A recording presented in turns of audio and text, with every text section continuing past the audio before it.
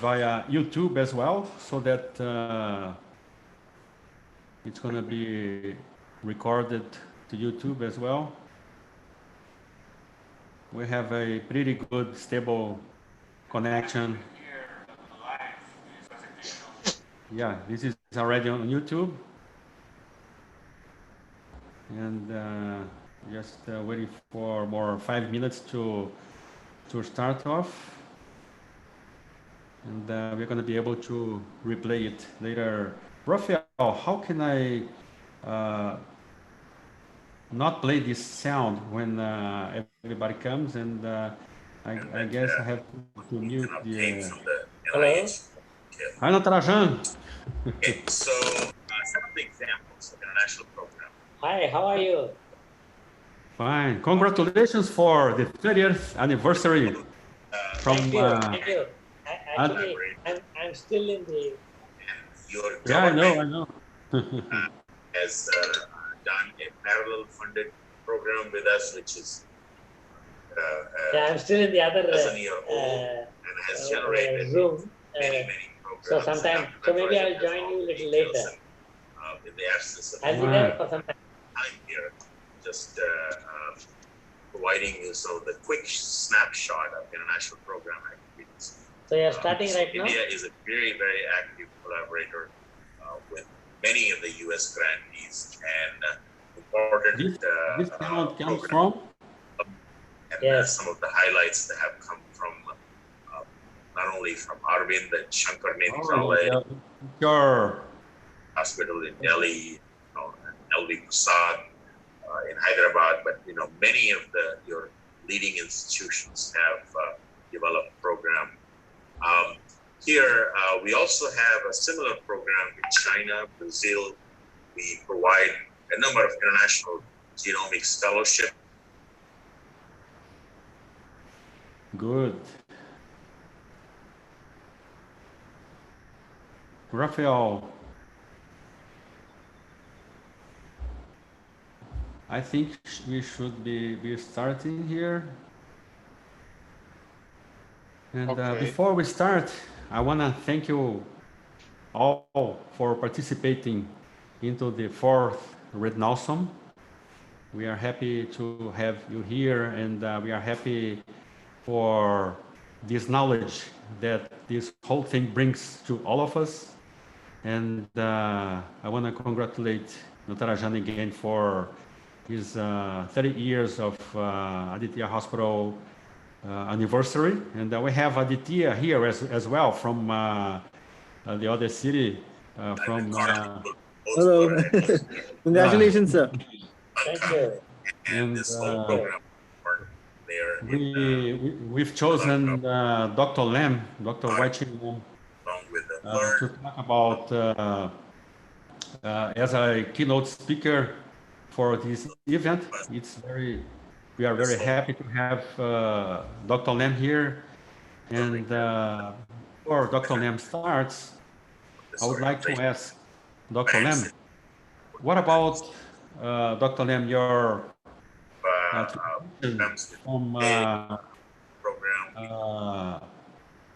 from Canada to Hong Kong? How did it?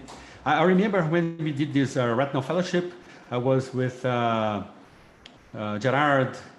doing the fellowship over there and Saad, and then after some years you decided to go back to Hong Kong. And how did that proceed? And how do you feel now in Hong Kong? And do you really miss Toronto? You want to get back there? And I will leave it up to you for the keynote speech. And I also want to congratulate you again for accepting this. Well, thank you, Hassan.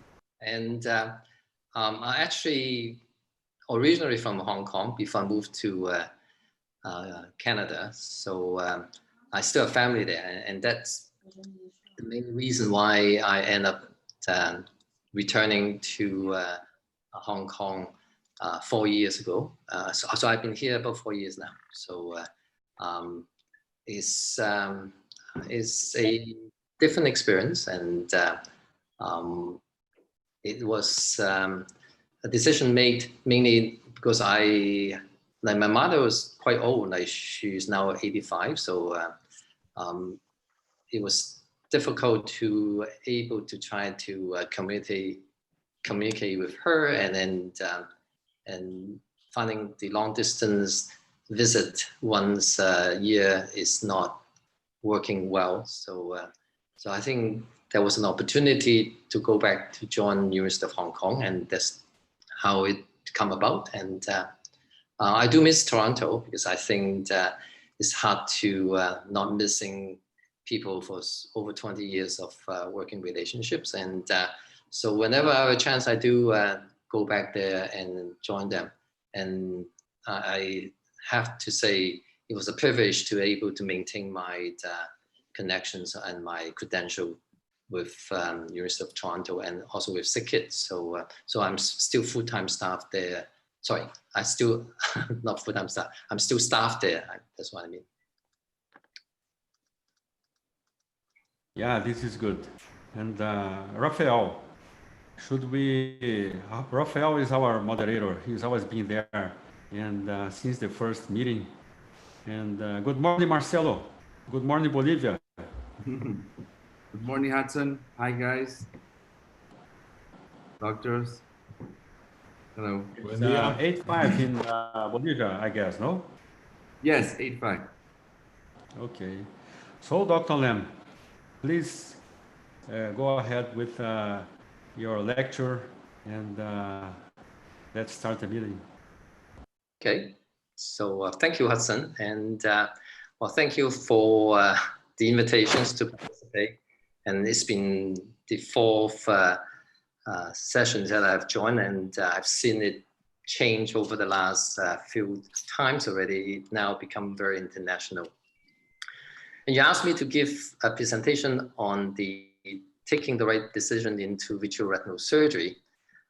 And I thought of this topic is not easy at all to discuss. And first of all, what do you mean by making the right decisions? And what is the right decisions?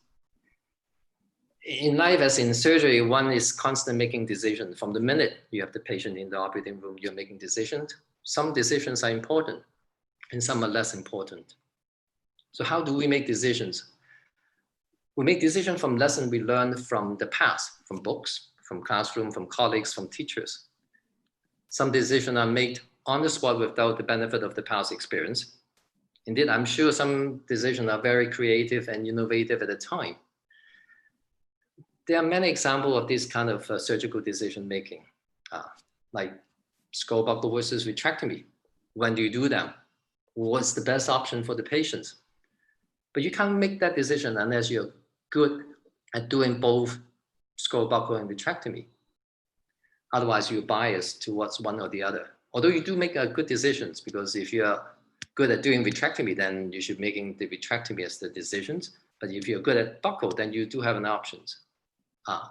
And other decisions like oil versus gas, that seems to be a simple one. You usually make that decision very well. But what about case of optic nerve coloboma with the worry that the silicone oil can get into the subretinal space? So this will counterbalance to the concern about having a child able to keep the face down though. Another kind of decision making is phaco versus extra cap. That many things else, that's easy, there's a past discussion. Phaco is thought to be the right decision for cataract surgery these days anyway. But in some circumstances, extra cap is actually a good option for reasons such as cost, equipment, etc. Pan-retinal laser photocoagulation versus anti-VEGF.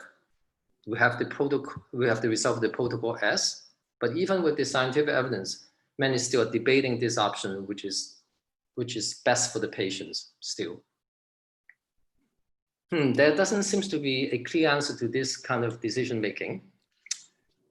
And that's probably the reason why this is probably one of the popular events in the conference where there's debate of those topics I just mentioned. Even when the majority agrees, as in life now, let's say COVID-19, the best scientific decision is face masking.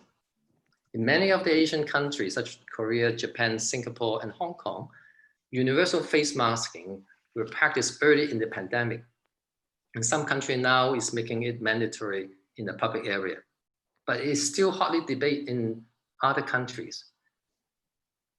The reason is there are freedom of choices. Too many government impositions are some of the reasons why some refuse to wear face masks. So in BR surgery, macular hole surgery is probably a very good example. Thanks to Kelly and Wendell, who first showed us it is possible to close the macular hole by creating a posterior vitreous detachment. Subsequently, there has been some debate on to peel or not to peel the internal limiting membrane. Although that debate probably has mostly settled, and most people now has agreed that it is important to peel the internal limiting membrane to ensure higher closure rate of the macular hole. The next question is how? Complete removal of the internal limiting membrane, that's what we do at the beginning, or the inverted flap technique, which is now the more popular choices, or multiple flap technique. If you don't have the flap, you can insert lens capsule or amniotic membrane, or creating a localized macular detachment to free the macular hole from its attachment to the RPE, or relaxing retinectomy for the same kind of reason. And the latest is the autologous retinal transplantations. Some people say when there are many options, that means we actually don't quite understand the exact mechanism and the right choices has not been found yet. At the end, I think we use our own past experiences, lesson learned from our teachers, senior colleagues, mentors, books, and together with lesson learned from conferences and expert meeting like the one that we are having now, added to our understanding, our own understanding of the pathophysiology and the mechanism, that make into our own, your own decisions of what to do and how to apply that to our patients. So I would like to take this opportunity to congratulate to the success of this Retinawesome meeting and to Hudson in organizing this meeting. As I mentioned, from the very first meeting where most of the participants are local experts, now expanded to a panel of international experts from North America, from Europe, from Saudi Arabia, from the extent of the Americans. So I'm looking forward to all the exciting surgical videos and discussion and use the lesson learned to help me, myself, to make the right decision in my next vitreoretinal surgery. So I would like to end by showing two videos. One video is to kind of lesson from the past, and one is what I will use that experience to help my present surgery. So can I share the videos? Sorry, share the screen? Oh, good.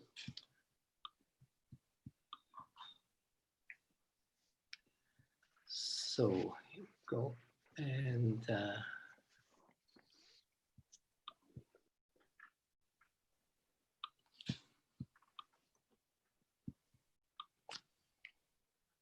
this video illustrates the importance of removing residual cortical vitreous in the surgical repair of macular holes.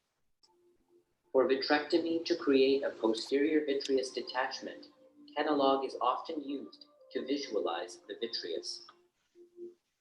Once the posterior vitreous detachment has been created, there is still some persisting cortical vitreous attached to the macula.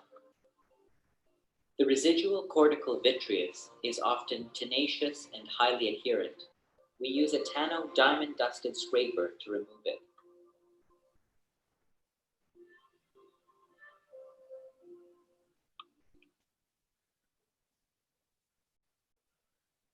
Posterior vitreous detachment.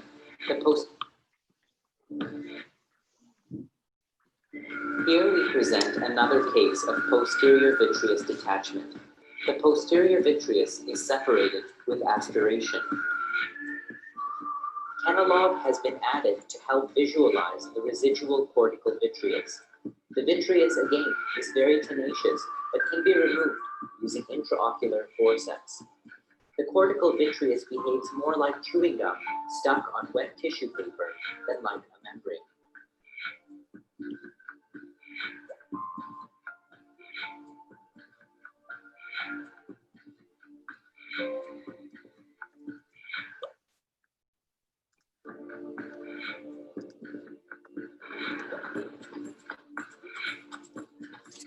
So this video was made in 2008.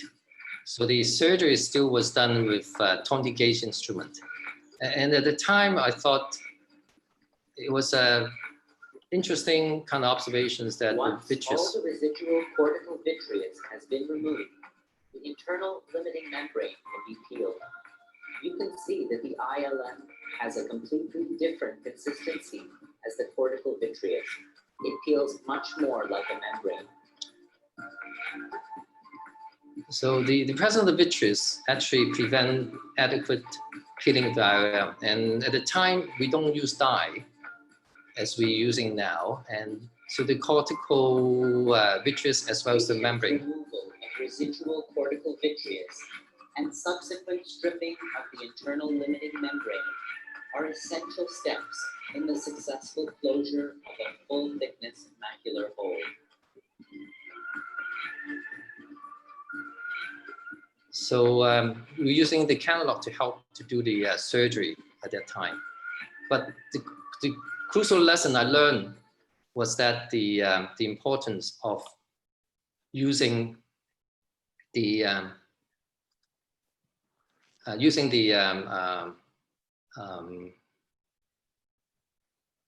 recognizing the posterior vitreous cortex.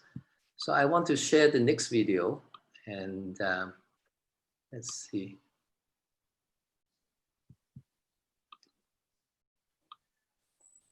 Can you, oh, did I get out?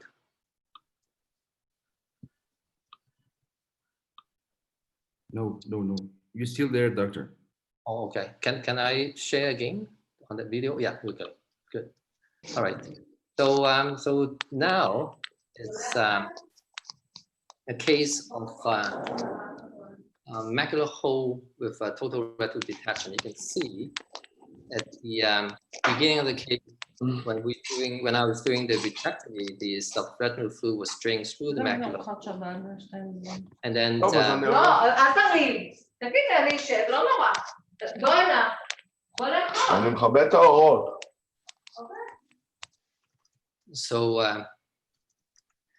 so you can see the subretinal fluid actually get drained. And I was looking in the periphery to make sure there's no retinal detachment or retinal tear that's there. And when I tried to peel the posterior cortical vitreous, you can see the retina being very mobile was difficult to do, and it get elevated. So I decided to use a bimanual method using the forceps and the diamond dustus membrane to first peel off the vitreous, then to peel off the internal limiting membrane.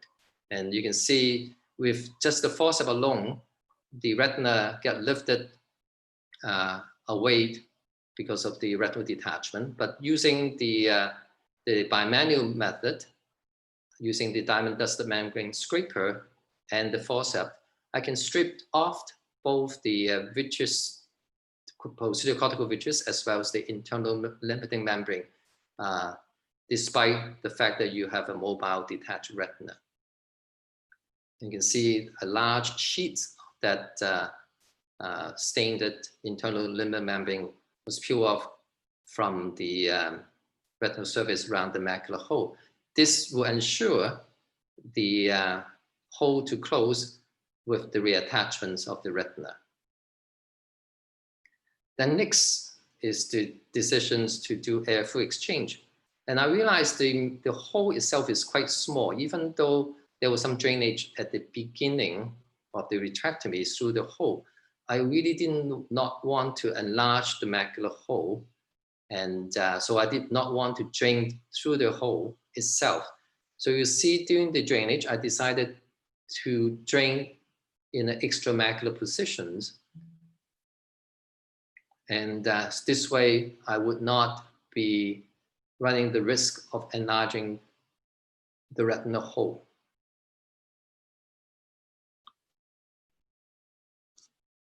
And you can see there's a small retinal break that was created, and then the drainage was done there. So this way, the retina get reattached without having the risk of enlarging the macular hole if I drain through the hole. So I think these two videos illustrate the importance of recognizing the presence of residual cortical vitreous despite a posterior vitreous detachment. If you don't take care of that, it will not allow you to drain the retinal detachment properly. And to do the surgery for the macular hole detachment, a bimanual approach works much better than the forceps try to peel off the membrane when you have such a mobile retina.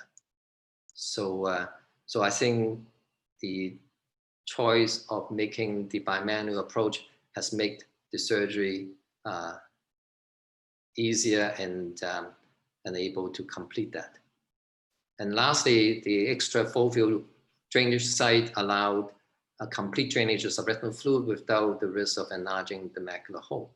So those are kind of decisions that was made during procedures. Whether they are right or not, fortunately, the outcome speak for itself, that it allows the patients to have a successful outcome and reattaching the retina without the presence of the macular hole. Thank you very much, Dr. Lam.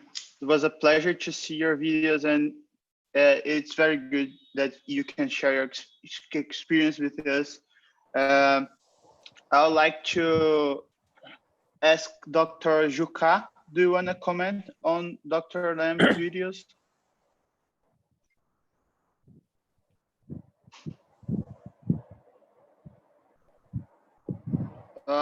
Maybe he's having some trouble. Dr. Martinez Castellanos, do you want to comment on this video?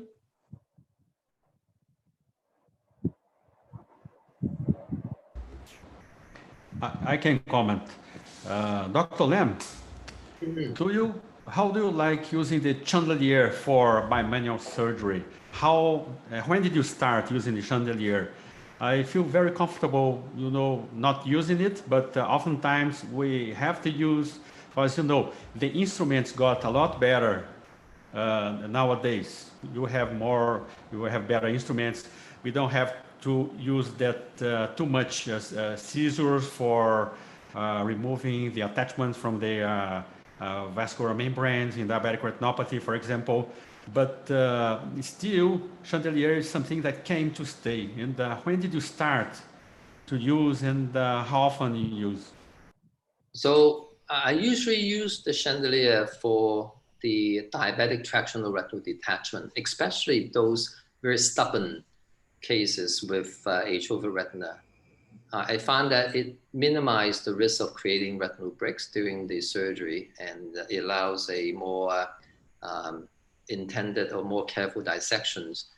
And so that has been the main reason for me to use the chandelier. And sometimes I use it because I don't have an assistant in the room, and I needed to do good peripheral indentations to do peripheral vitreous space trimming or removal of the peripheral vitreous. And I found that is also helpful. And I just show you a case that it is very beneficial to have that two instrument, because otherwise that mobile retina makes it very difficult to complete the task of peeling off the residual cortical vitreous and the very adherent internal limiting membrane. So I think that the lighter instrument has helped to reduce the need for some of those maneuver, but the chandelier does give you more options and flexibilities. Yeah. Dr. Lucan, do you want to comment? I just want to ask why haven't you used PFCL during the procedure, during the peeling and then during the drainage? Because with PFCL, you can drain from a peripheral break, not from a drainage retinotomy near the optic nerve. You're right. And as you saw in the video, I start off the surgery actually looking at the periphery to see if there's any peripheral retinal breaks, and there wasn't any peripheral retinal breaks. So, so that means I will have to create a peripheral retinal breaks and then to use the PFCL. In addition, I will have to peel the posterior cortical vitreous and the internal lymphatic membrane under the PFCL. Yes, it can be done, and I think it will be easier to do it without having the PFCL to peel off those, particularly the posterior cortical vitreous, because they are quite adherent and they are not easy to grasp. And so that's part of the reason why I make the decisions not to use the PFCL in this case. I can make a quick comment and question. Dr. Lam, thank you so much for your talk. And regarding the controversies that you introduced your segment with, it reminded me of a saying that my mentor, George Williams, often tells us. And he often says that good judgment comes from experience, but experience comes from bad judgment. But thankfully, the experience we can gain from talks like yours and this webinar that Hudson has organized. And so I think it really makes all of us better.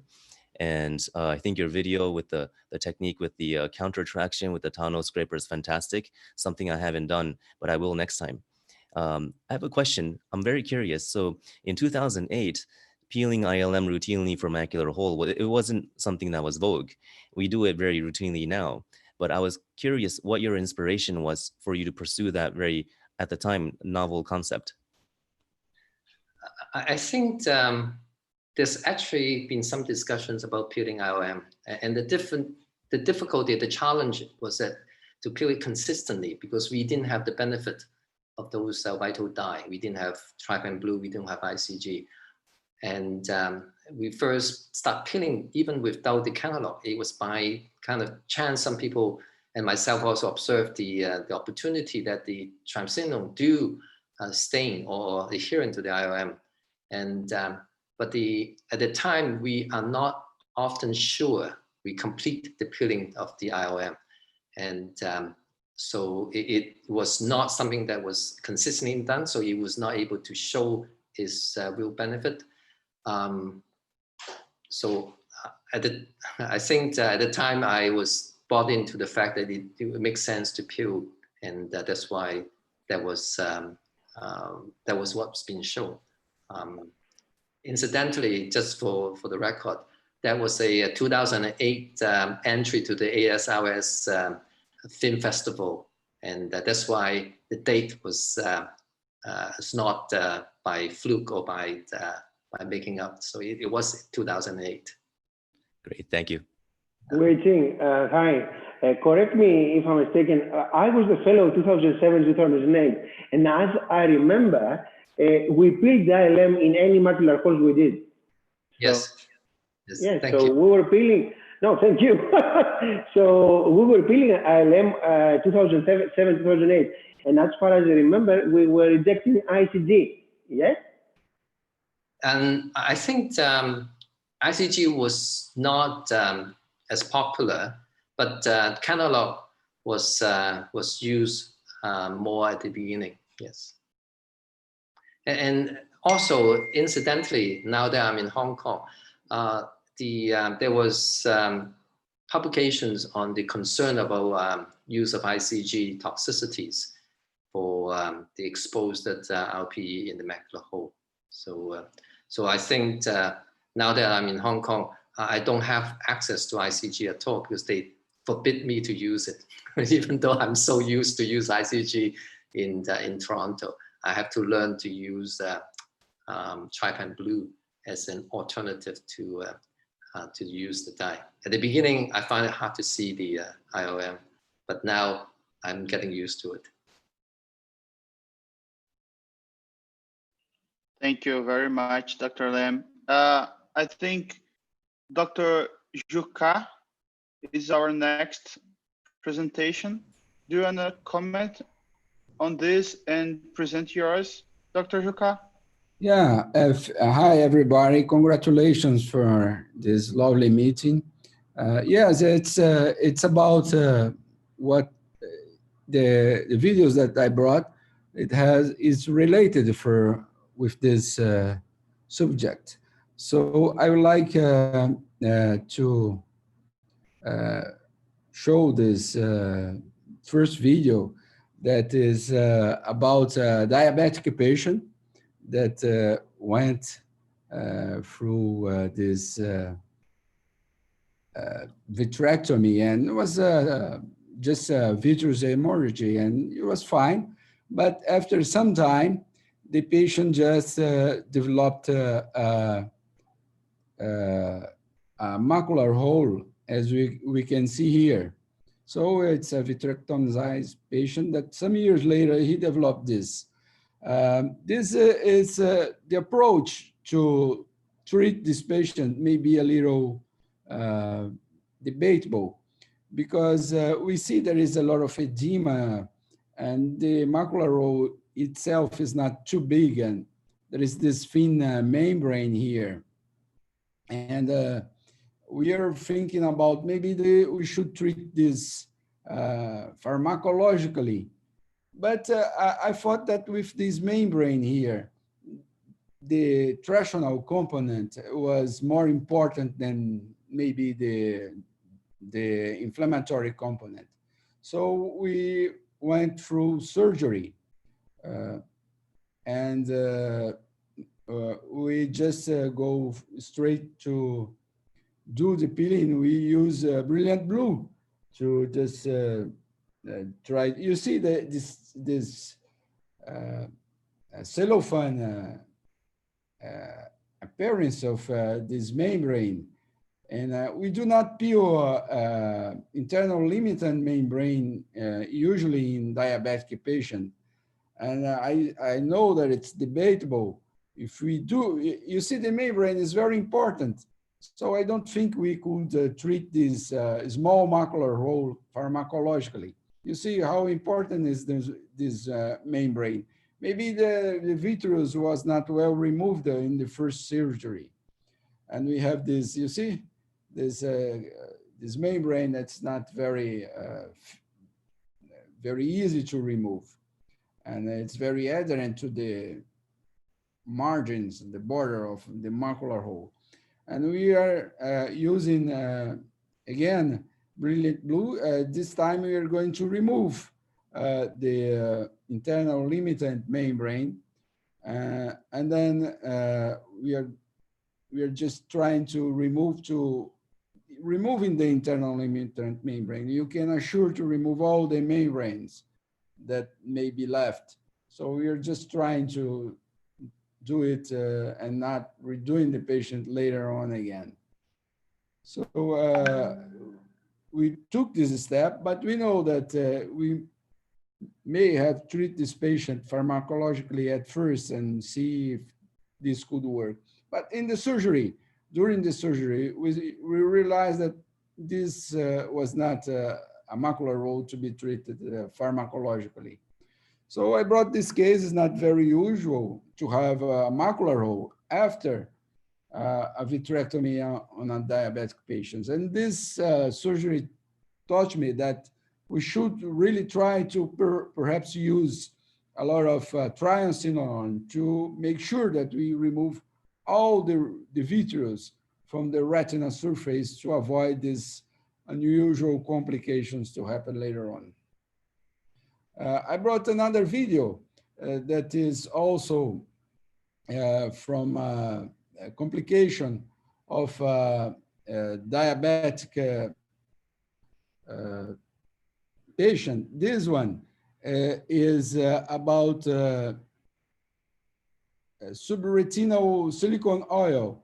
This patient underwent vitrectomy with silicone oil, and he was referred to us in this situation where he had this subretinal silicone oil and a lot of traction on the retina, as we can see here. And we did perform the removal of first of you see the case is very traction, a lot of traction. We did perform It's a very, it's a severe case, only eye, and then we're trying something because it's really a hard case. So we're trying to Dr. remove... Juca, you're not sharing your screen. Oh, sorry. Did you see the first video, I hope? Yeah, it was good. Okay. Okay, so again, can you see my screen? Can you see? Not yet. Not yet. Not yet. Okay. Now? Yeah. Okay. Now we can see your list. Okay. So this video show this big traction. We use a chandelier, and it's really an only eye guy. So we are trying to do something to try to give him some vision, to improve a little bit maybe. And there is you see this silicone oil. The reason that silicone oil under retina obviously is the traction that was left over the retina. You see that's it's a lot of traction, and we are removing this as much we can to try to have this very trophic retina, and to try to improve a little bit the vision from the patient. But we use a technique that was first showed by George Mitri, that we use two forceps to try to split the membrane that's is really near the optic disc. So you see a lot of traction, and still there is a lot of traction. And we are trying to remove as much we can from this very severe tractional case, very complicated, and you see.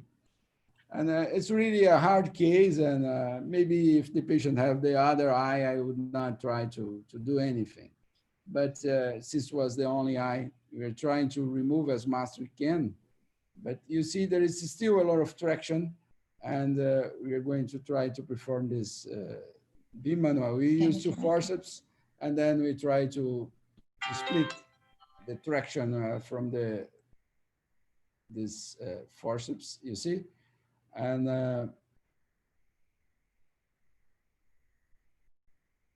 it's really very adherent and very risky to tear the retina. But with this, when you get a good grip, you avoid big traction because you pull the forceps in different direction, and this only in the membrane avoid tearing the retina.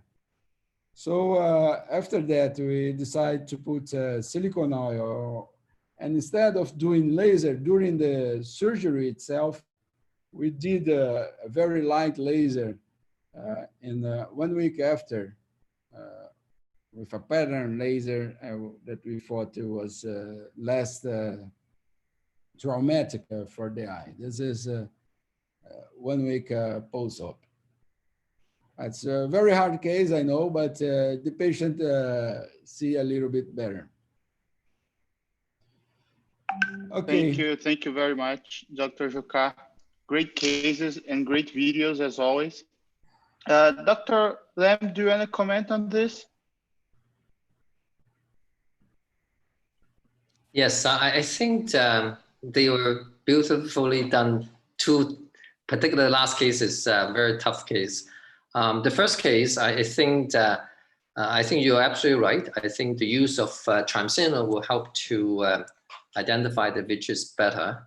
And I think the reason why there's residual vitreous often is because of the vitreous schisis and the very adherent cortical vitreous over the macular area. And for that case to develop macular hole after the vitrectomy may well be the, as you suggested, the presence of the cortical vitreous. And that's why when you peel it off, the first bit of the peeling, they don't behave like the membrane. It was very tenacious, like I described before, like chewing gum. Like they don't come off like a membrane. And then after you restain it, and the clue for that is when you stain it with trypan blue or brilliant blue, they don't stain. and the cortical vitreous doesn't stain very well. Once you peel off that first layer, then you restain it, then you can see the internal limiting membrane. And I think that that you show a beautiful peeling of the completions of the internal limiting membrane, and that allows the macular hole to close post-op. And for the second case, I think that you've done as much as what one can do to reattach that bits of retina and removing the subretinal silicone oil. And I think the lesson to learn in cases of that is that unless you finish off all the tractions, silicone oil can migrate into the subretinal space, and that can cause problems to subsequent redetachment. So don't think the silicone oil can cover the incomplete kind of dissections. And in fact, it will make things worse. So. Thank you. Dr. Yonekawa, do you want to comment this? Yeah, sure. So Andre, superb surgeries and videos. Thank you so much for sharing that with us. A lot of learning points. So I think in having a macular hole in a patient with diabetic retinopathy is relatively rare. And I've had a few patients, but they were all before vitrectomy, where it was more about the hyaloid really pulling on the macula. And in those cases, often it's associated with tractional retinal detachments near there or in the periphery. And here, I think most of the hyaloid was off, but probably there may have been an element of vitreoschisis. I'm not sure. It looked pretty clean because there was an epiretinal membrane. But one more nitpicky thing about the OCT, there was another membrane underneath the epiretinal membrane, which is commonly seen in lamellar macular holes called epiretinal proliferation. Full thickness macular holes can also have epiretinal proliferation, where I think there was an element to it on the OCT for this patient. And so when you have that, we did a study comparing full thickness macular holes with or without the epiretinal proliferation. And we found that ILM peeling was really essential in the closure rate. And so I think it was a really good idea to keep forging ahead to peel the ILM as well in this case. Thanks. Thank you very much. Thank you, Dr. Juca. Thank you for sharing with us these videos. Now, we should proceed with another case. Dr. Wahib, do you want to share your screen and turn on your mic? Sure, thank you. Yeah.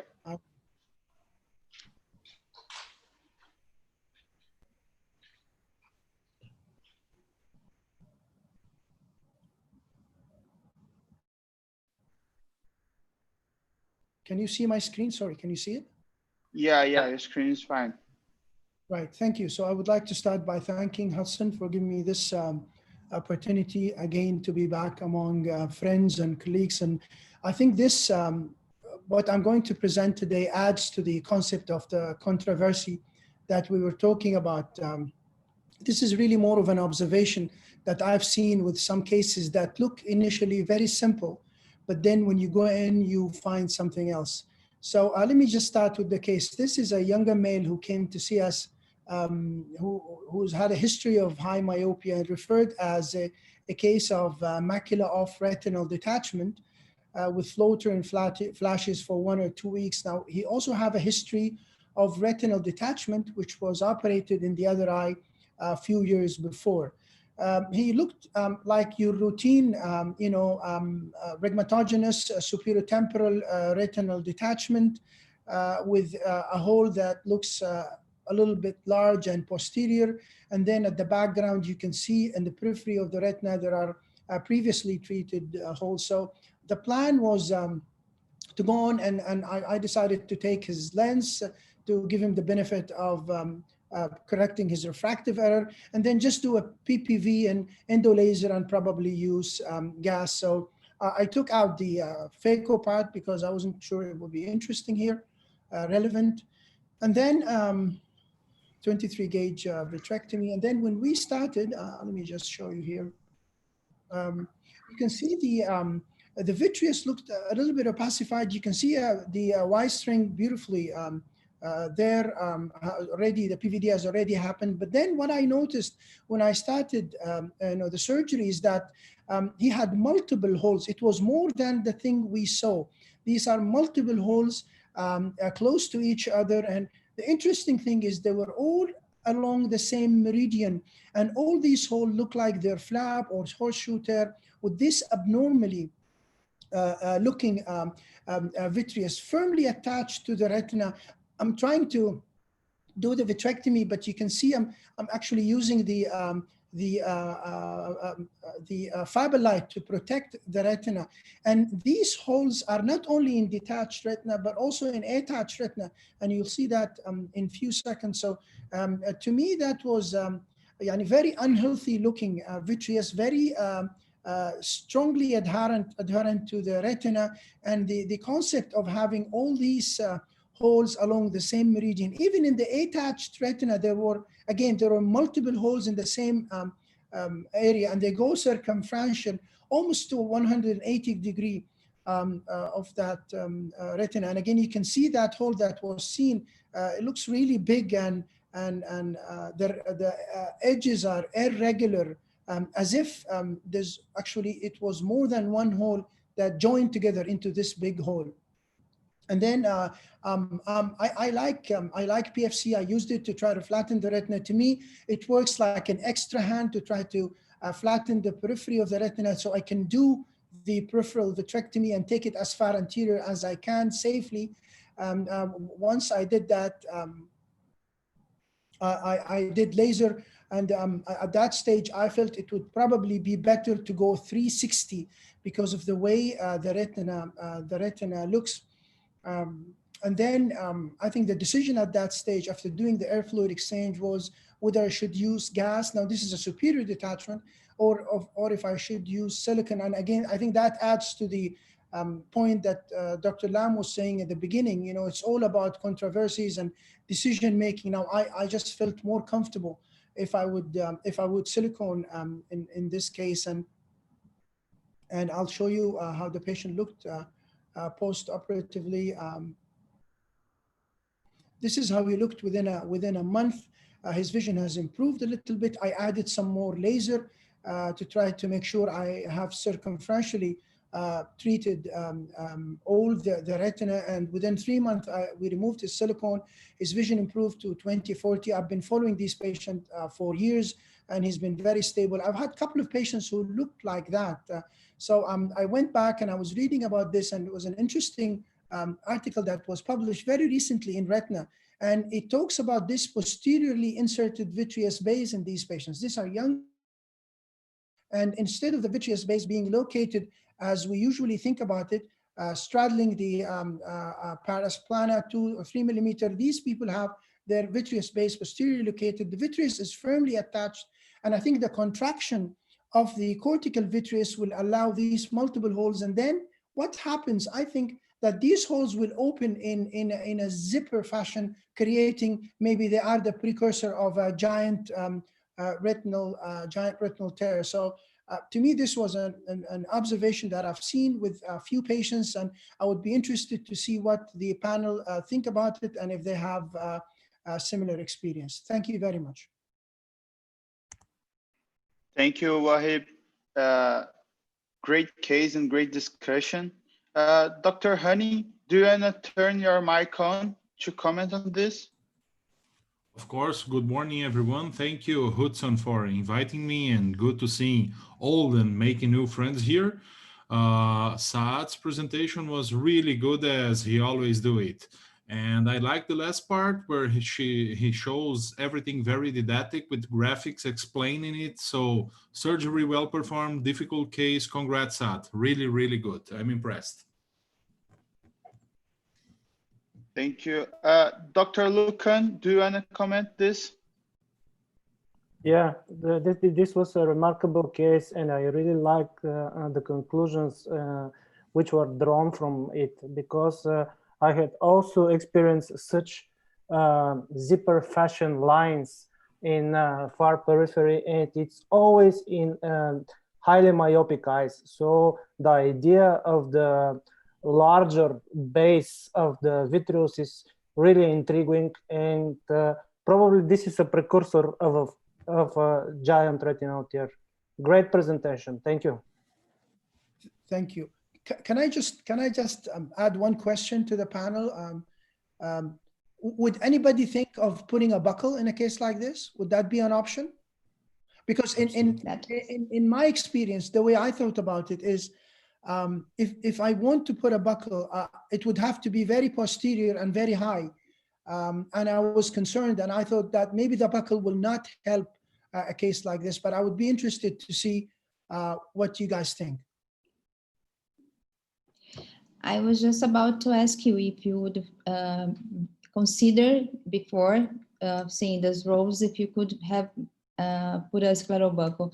I think I would put a scleral buckle too, because I think it gave me more security for those multiple holes.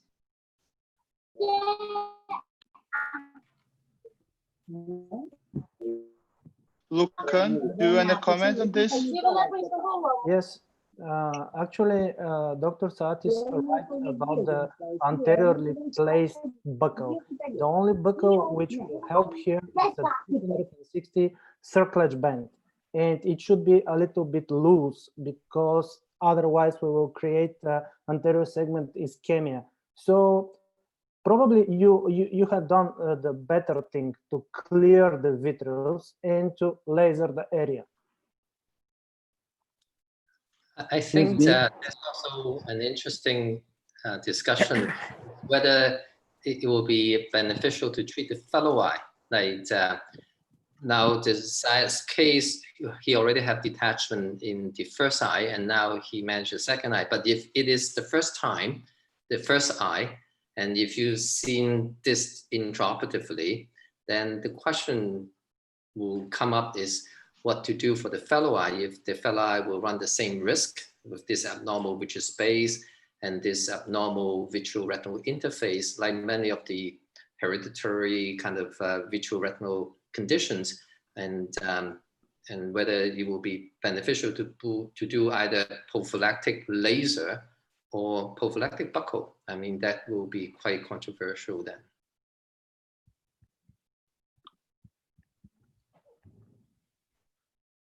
Excuse Okay. me, can I ask a question? Yes. Yeah.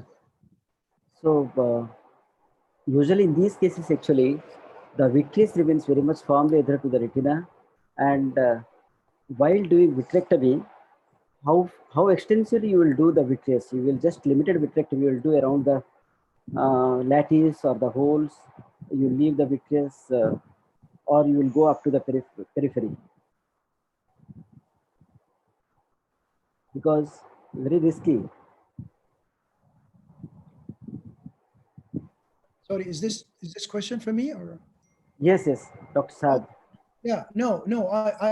I think the problem is in the vitreous. So I think you would want to make sure you remove as far anterior as you can. And I think this is why I like to use PFC to try to flatten the retina. Otherwise, you will run into this. Now, this article that came in Retina, it was, I think, this year in May, interestingly said that in these patients, there are a 30% chance of seeing holes that develop intraoperatively because the way the vitreous is firmly attached. So I think the problem is in the vitreous. I think these people have abnormal vitreous to start with. And I tend to agree with the notion that you should probably treat the other eye. So to answer your question, you want to remove as much vitreous anterior as you can. Okay. Thank you very much. We should proceed with the other presentation. Now, Dr. Honey, do you want to share your screen and open your mic? Sure. So good morning again. Thanks again for the invitation. Really nice. While I prepare my presentation here, just 1 second. This was a guy who had a surgery 2 months ago, and we had to stop the surgery because, let me just open it here, because the cornea got edema and I couldn't see. Can you see my screen? Yes. So when we had to stop the surgery because I couldn't see anything. So I remember what Dr. Lam just said about taking difficult decisions, and this was the case, primum non nocere, as we all learn at the med school. So let's go ahead.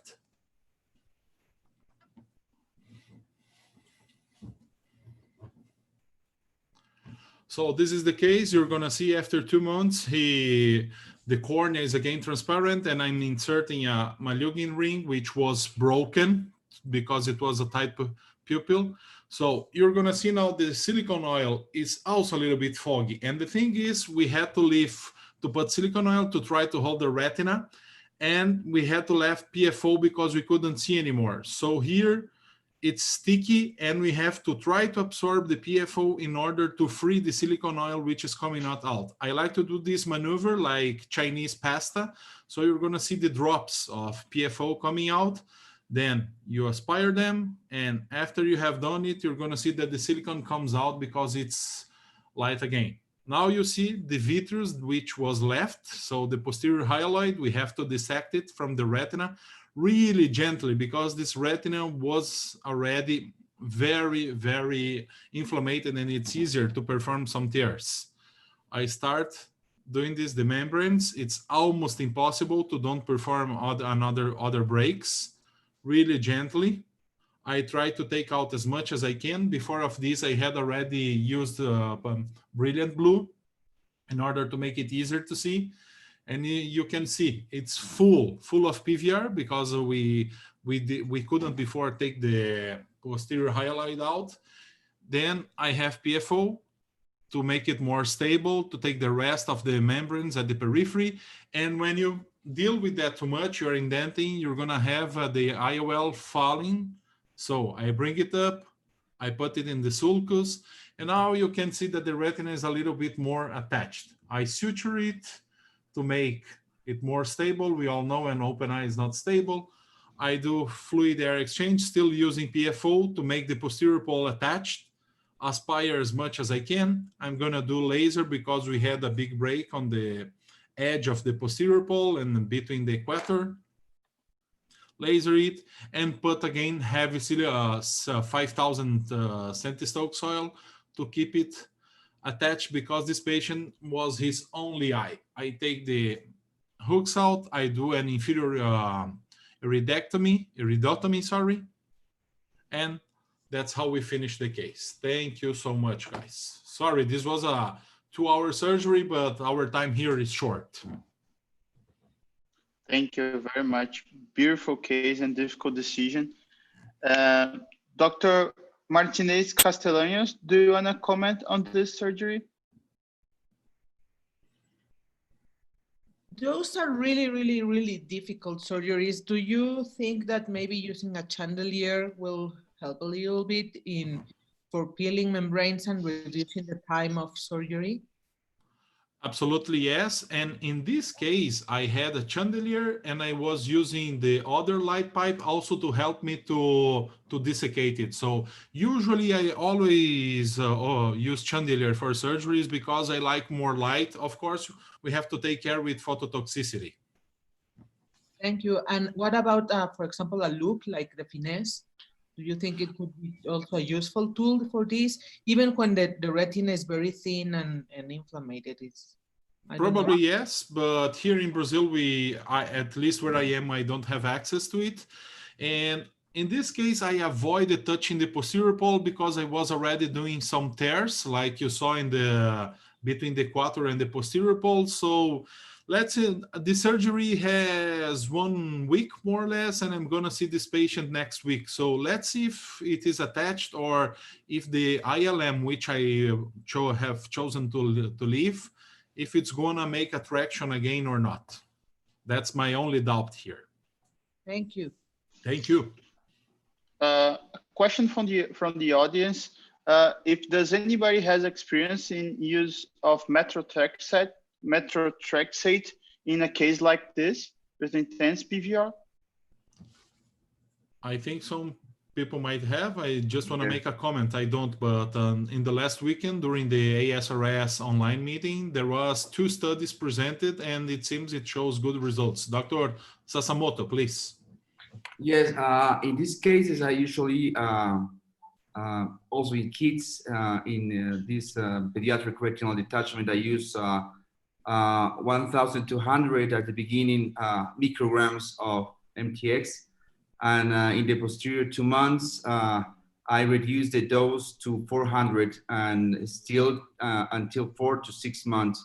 So that's, I got eight to 9 patients with those protocols, and it's going well, at least until now. I think the key for when you use methotrexate is to make sure that all of the membranes have been removed first, because the way methotrexate works, it doesn't melt away membranes, but it prevents the formation of proliferation and inflammation. And so I think if at the end of the case, everything looks good, it works really nice. There are ongoing big clinical trials in the US for this. So hopefully it'll become something that's more commonly used in the future. Totally agree. That's the key part of the methotrexate, to avoid all the epiretinal membranes there to clean well those type of lesions in the retina. Just want to have a follow-up comment is that I think the reason why you have such a kind of bad case of PVL is because the PFCL was left behind the eye. PFCL is very pro-inflammatory, and having PFCL inside the eye causing a lot more inflammations. There was a mixture of PFCL and silicone oil, and that's also the reason why the removal was difficult, because of the mixture of that become a like a heavy silicone oil denseron type of mixture. And I was quite impressed with that Chinese plaster technique. I should know that next time. But in any case, because of the mixture of the heavy silicone oil and the PFCL, it makes that mixture sitting more posteriorly, and they don't flow up as you would expect the silicone oil would do. But the PFCL are the main reason why such a bad inflammatory membrane that is developed. Absolutely agree. And as you said before in your presentation, it's always difficult. It always involves difficult decisions, and they become sticky. And when you do this movement slowly, you bring the PFO down. So you could see in the video that there were some bigger drops who started to fall from the silicone, and then the silicone was lighter and came out. Try it, because for me it works really well. Thank you. Okay. Thank you very much. Great case, Dr. Hanning. Now we are going with Dr. Lucan Mishev. Dr. Lucan, do you want to share your screen and open your mic, please? Yeah. Do you see my screen now? Yeah, perfectly. Yeah, so this is actually a case which is well related to Dr. Saad's presentation, because it was a case of my mistake, and I end up with pars plicata detachment. Why? Because probably the placement of the trocar was not where it should be, but I realized that after the surgery. Now, do you see the blunt insertor where it is? It's under the pars plicata. Here is the position of my trocar. So I decided to remove the trocar in order to see where is the hole, to trim the hole, and to somehow reattach the pars plicata. I encountered such phenomenon only in highly myopic eyes. So definitely there is something different in their pars plana anatomy compared to the regular eye, no matter it is related to the vitreous base or the anatomy of the pars plana or ora serrata itself. Because in order to have a pars plicata detachment, obviously the ora serrata is not so strong there. Now I decided to trim the hole and under air to laser the retina and the pars plicata. So my trocar was placed 3 millimeters, and we need to always measure in order to obey the anatomy. And that's it. Thank you very much, Dr. Lucan. Dr. Sasamoto, do you want to comment on this case? Yes, we got some cases similar with patients, and the key is to change the maintainer. I think that's the game changer in this situation. Sometimes we avoid it, or we are not, or we don't do at time, and there we got some hydraulic problems. But I think changing the maintainer is the best key option in the moment.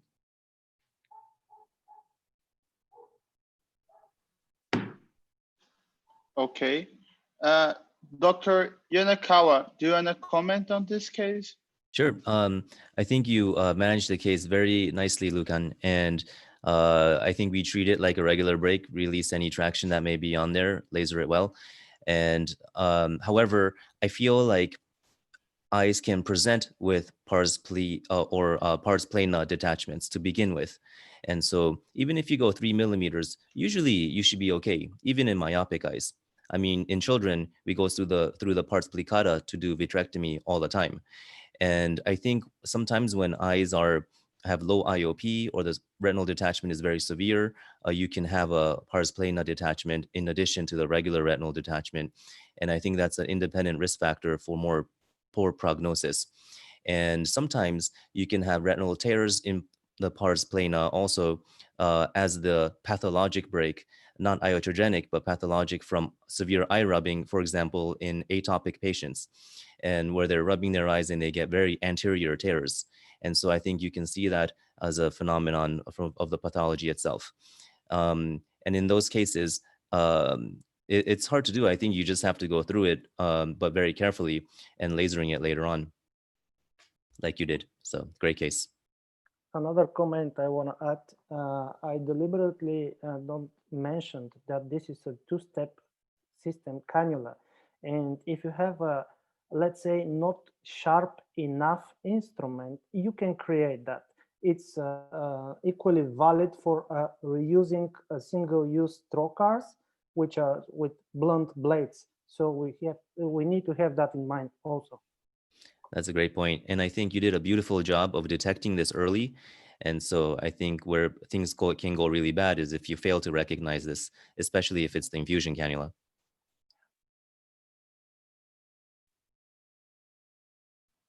Thank you very much, Dr. Mishev. Now, Dr. Martinez Castellanos, do you want to share your screen and open your mic, please?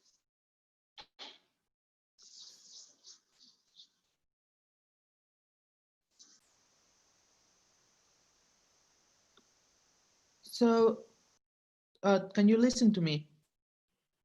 Yeah, perfectly.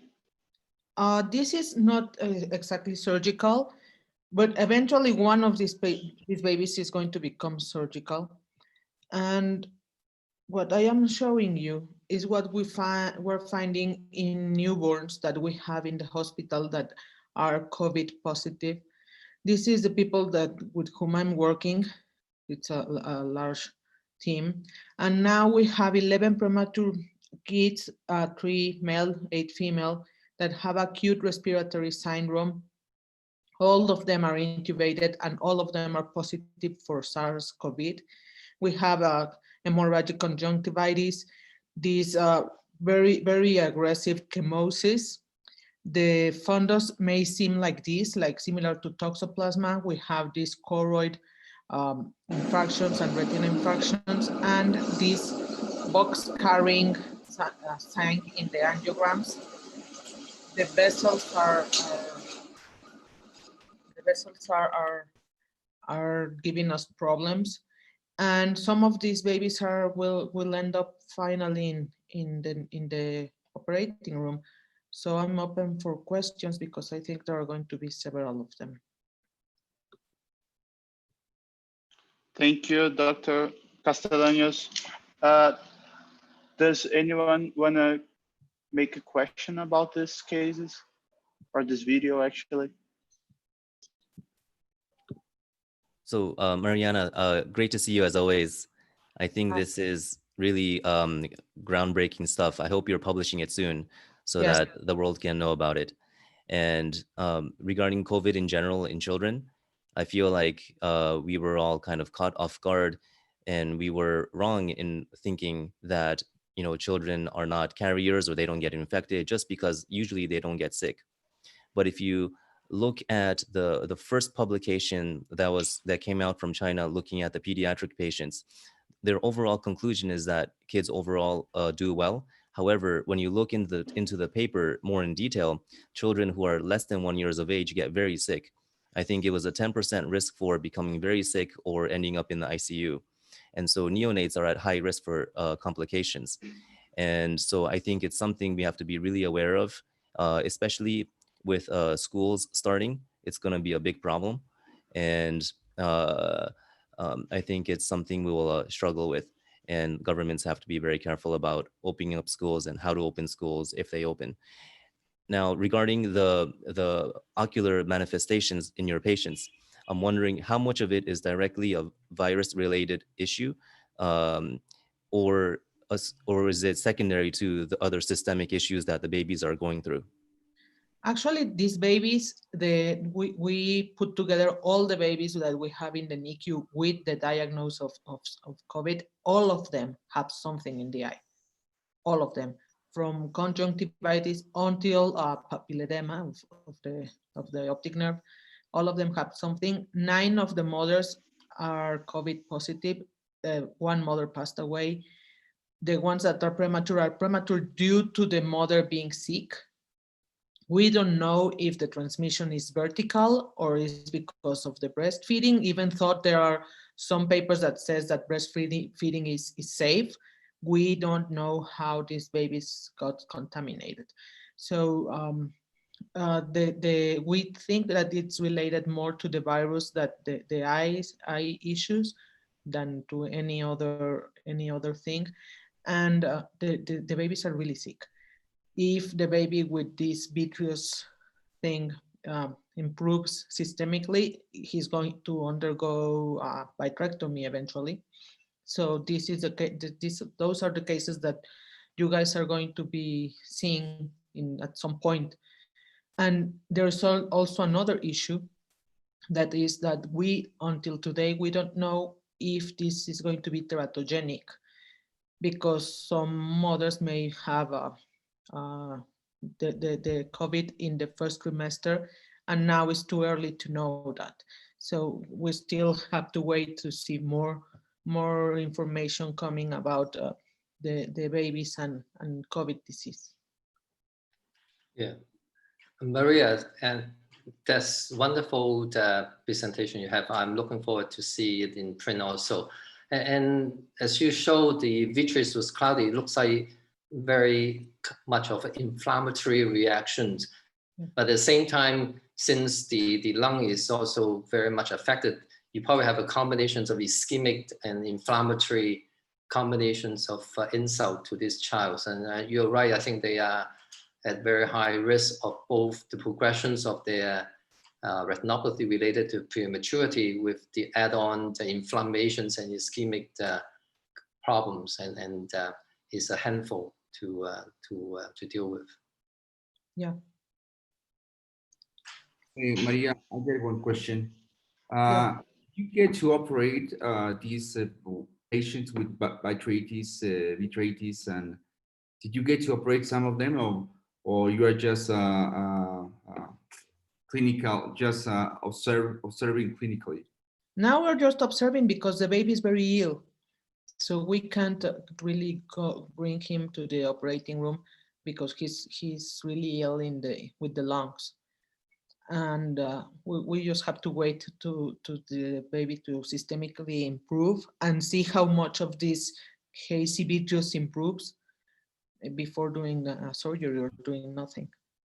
And we still have to deal with the ROP because eventually these babies will have something about ROP. Sure. Mariana, please be careful when you examine these patients because they're all intubated, and that's high risk for transmission to you. So I hope you use and have good protective equipment. You have no idea how many things we do for protect us, like layers and layers and layers of things. And I also I presented in another webinar, and it's going to be published like in 2 or 3 weeks. I designed these capsules where the baby is in, and I can just go inside just the hands. And we actually made this guide. Is going to be, in English, is going to be published in Retina Today, and in Spanish is going to be published in the Mexican Retina magazine, well, journal. So we have it in both languages because we developed these guidelines of how to screen babies in COVID times, how we have to wear our gear, what the babies have to be wearing, and how to remove, how to put it on. It's a completely different world now for us in the NICU. So maybe you will see it in the following weeks in some journals. Thank you for the amazing work. Thank you. Thank you very much, Dr. Martinez Castellanos. Now we are following the pediatric section, and Dr. Yonekawa, do you want to share your screen and present your case, please? Okay, so thank you, Hudson, for organizing this. And just okay, start the keynote presentation. There you go. Okay, so my name is Yoshi, and I'm from Philadelphia at Wills. Thanks so much for having me. And so this is not just a pediatric issue, but it pertains to adults, young adults usually as well. And so this is before COVID, when our waiting rooms were very full. This is just a stock image. It's not really our clinic, but you get a referral for a possible retinal detachment from your colleague, and you're feeling, you know, like you're the man. But then you learn that it's a pediatric patient, and you're not so happy because you know that children are very difficult to examine, especially peripheral retina can be challenging. But then you also see at the end of your referring doctor's note that the child has self-injurious behavior. The patient hits their eyes nonstop, and the parents and pediatrician, they have difficulty controlling this behavior. And so I'm going to show you some videos. These are not my patients, but these are posted publicly on YouTube by parents of their children who have oftentimes very severe autism. And they have uncontrollable urges to continuously cause trauma, oftentimes to their head, around their eyes, their face. You see the kids are banging their heads or slapping, sometimes vigorous rubbing of their eyes. And when you, I think we have all encountered patients like this. It's not too common, but these are very challenging kids to work with, but they're very vulnerable and they need good eye care. And so we wanted to discuss with you about this unique patient population. A common scenario, I think, is that the parents notice a change in behavior, not when the first eye, but the second eye becomes affected. First eye is already blind, and then the second eye starts to detach. They go to emergency room or get a CT scan, and they see this retinal detachment. And they're very difficult to examine in clinic, so you might get a B scan, which is great. A lot of times you need an exam under anesthesia and realize that one eye is icicle, other eye has a detachment. So what do you do now? And so this is one of the, I have a couple of patients with this. And the first patient that I met early on as faculty that got me thinking about this was a teenager with severe autism, with self-injurious behavior. And so he had bilateral pathology. One eye had a severe PVR detachment. And normally we would think about doing a buccal vitrectomy, membrane peeling and oil. But here, the patient, you can't even examine them in clinic. You can't get near him. And so you can't do post-operative drops. Patient cannot position. You can't examine the eye post-operatively in clinic, and you certainly cannot check IOP. And so that makes vitrectomy a very difficult, high-risk procedure for IOP issues, infection issues. And the other eye, the left eye, which seemingly was normal, you do an exam under anesthesia, has multiple breaks all the way around and no detachment, thankfully. So if it's for retinal tears, normally most of us would do cryo or laser retinopexy. But in this case, you can't examine him post-operatively, so you don't know what's going to happen. And most likely he's going to continue with the self-injurious behavior. And so you need a very durable option. And so what I did which is controversial, but I thought what would be best for him was one, for the eye with a severe PVR detachment, I did a primary buccal only, no vitrectomy, because my thought was that it's the lowest risk in terms of IOP and endophthalmitis. And so just did a primary buccal, no peeling of the membranes or anything, didn't go in the eye, and he did really good. And in the left eye, with the multiple breaks, did a prophylactic buccal. Dr. Lam mentioned prophylactic buccal for eyes with GRTs and really abnormal vitreous base. And here I thought it was a good indication. Of course, had a good discussion with the mother, who is very supportive and understanding that this is a little bit unusual, but the circumstances are extraordinary too. And so we did a bilateral scleral buccal. I wasn't sure if that was the right choice, but these are very complex, vulnerable patients that the usual rules of vitreoretinal surgery that we go by in adult and pediatric retina surgery may not always apply. And so we did an international multi-center study looking at over 100 eyes. I think, Mariana, you had a few patients in here too. And some just no brief overview, about half the patients had bilateral detachments or fellow eye with ptysis. And half the patients were examined in clinic, but half of the kids needed a EUA or a B scan to diagnose the retinal detachment. And about a third of patients underwent vitrectomy alone as the initial surgery, scleral buccal alone for the initial surgery. About half, 40%, had buccal vitrectomy. The single surgery success rate was terrible, probably the worst in the vitreoretinal literature. And so if you did a primary vitrectomy on these patients, only 11% attached with one surgery. If you're able to do it with a buccal, about half the kids stayed attached, and buccal vit 16%. And based on regression analysis, the risk for failure was if you had a funnel detachment or grade C PVR, as you can imagine, they were independent risk factors for poor outcomes. And if you were able to do a scleral buccal at any point, whether in the first surgery or subsequent surgeries, you were more likely to have a surgical success. And visual acuity improved also in these patients where retina attached. So we had some recommendations. I think prevention is the best. Behavioral therapy with a psychiatrist or behavioral psychologist is essential. You have to try to stop that self-injurious behavior. Examining the fellow eye is very important because a lot of times the other eye is going to be affected. And a lot of times that's the eye that's going to be relied on. B-scan ultrasonography is a great way to examine these patients where they may not tolerate the indirect light, but B-scan is more gentle. EUA, when in doubt, I think is great. And for postoperative control of behavior, whether it's medications or a helmet or mittens, restraints, you have to do whatever you can to try to have a good postoperative course, especially the first week afterwards. And working with the parents will be very important, I think. They have to be your allies. And whenever possible, I try to push the envelope on doing a primary scleral buccal as much as you can. Even if there's a giant retinal tear, even if there's PVR, you don't lose anything by doing a buccal, but you can potentially lose a lot if you do a vitrectomy. And so these patients also need to have regular eye exams. So just wanted to increase the awareness that kids with self-injurious behavior can have severe retinal detachments. So thanks for your attention. I would love to get your thoughts. Thank you very much, Yanakawa. I think it was very difficult to watch those videos with kids hitting themselves.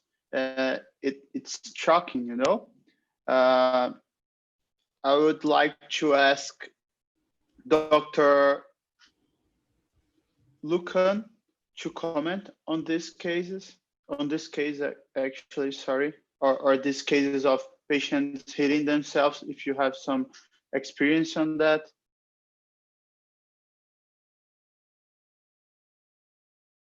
Your mic is off, Dr. Mishev. Yeah, okay.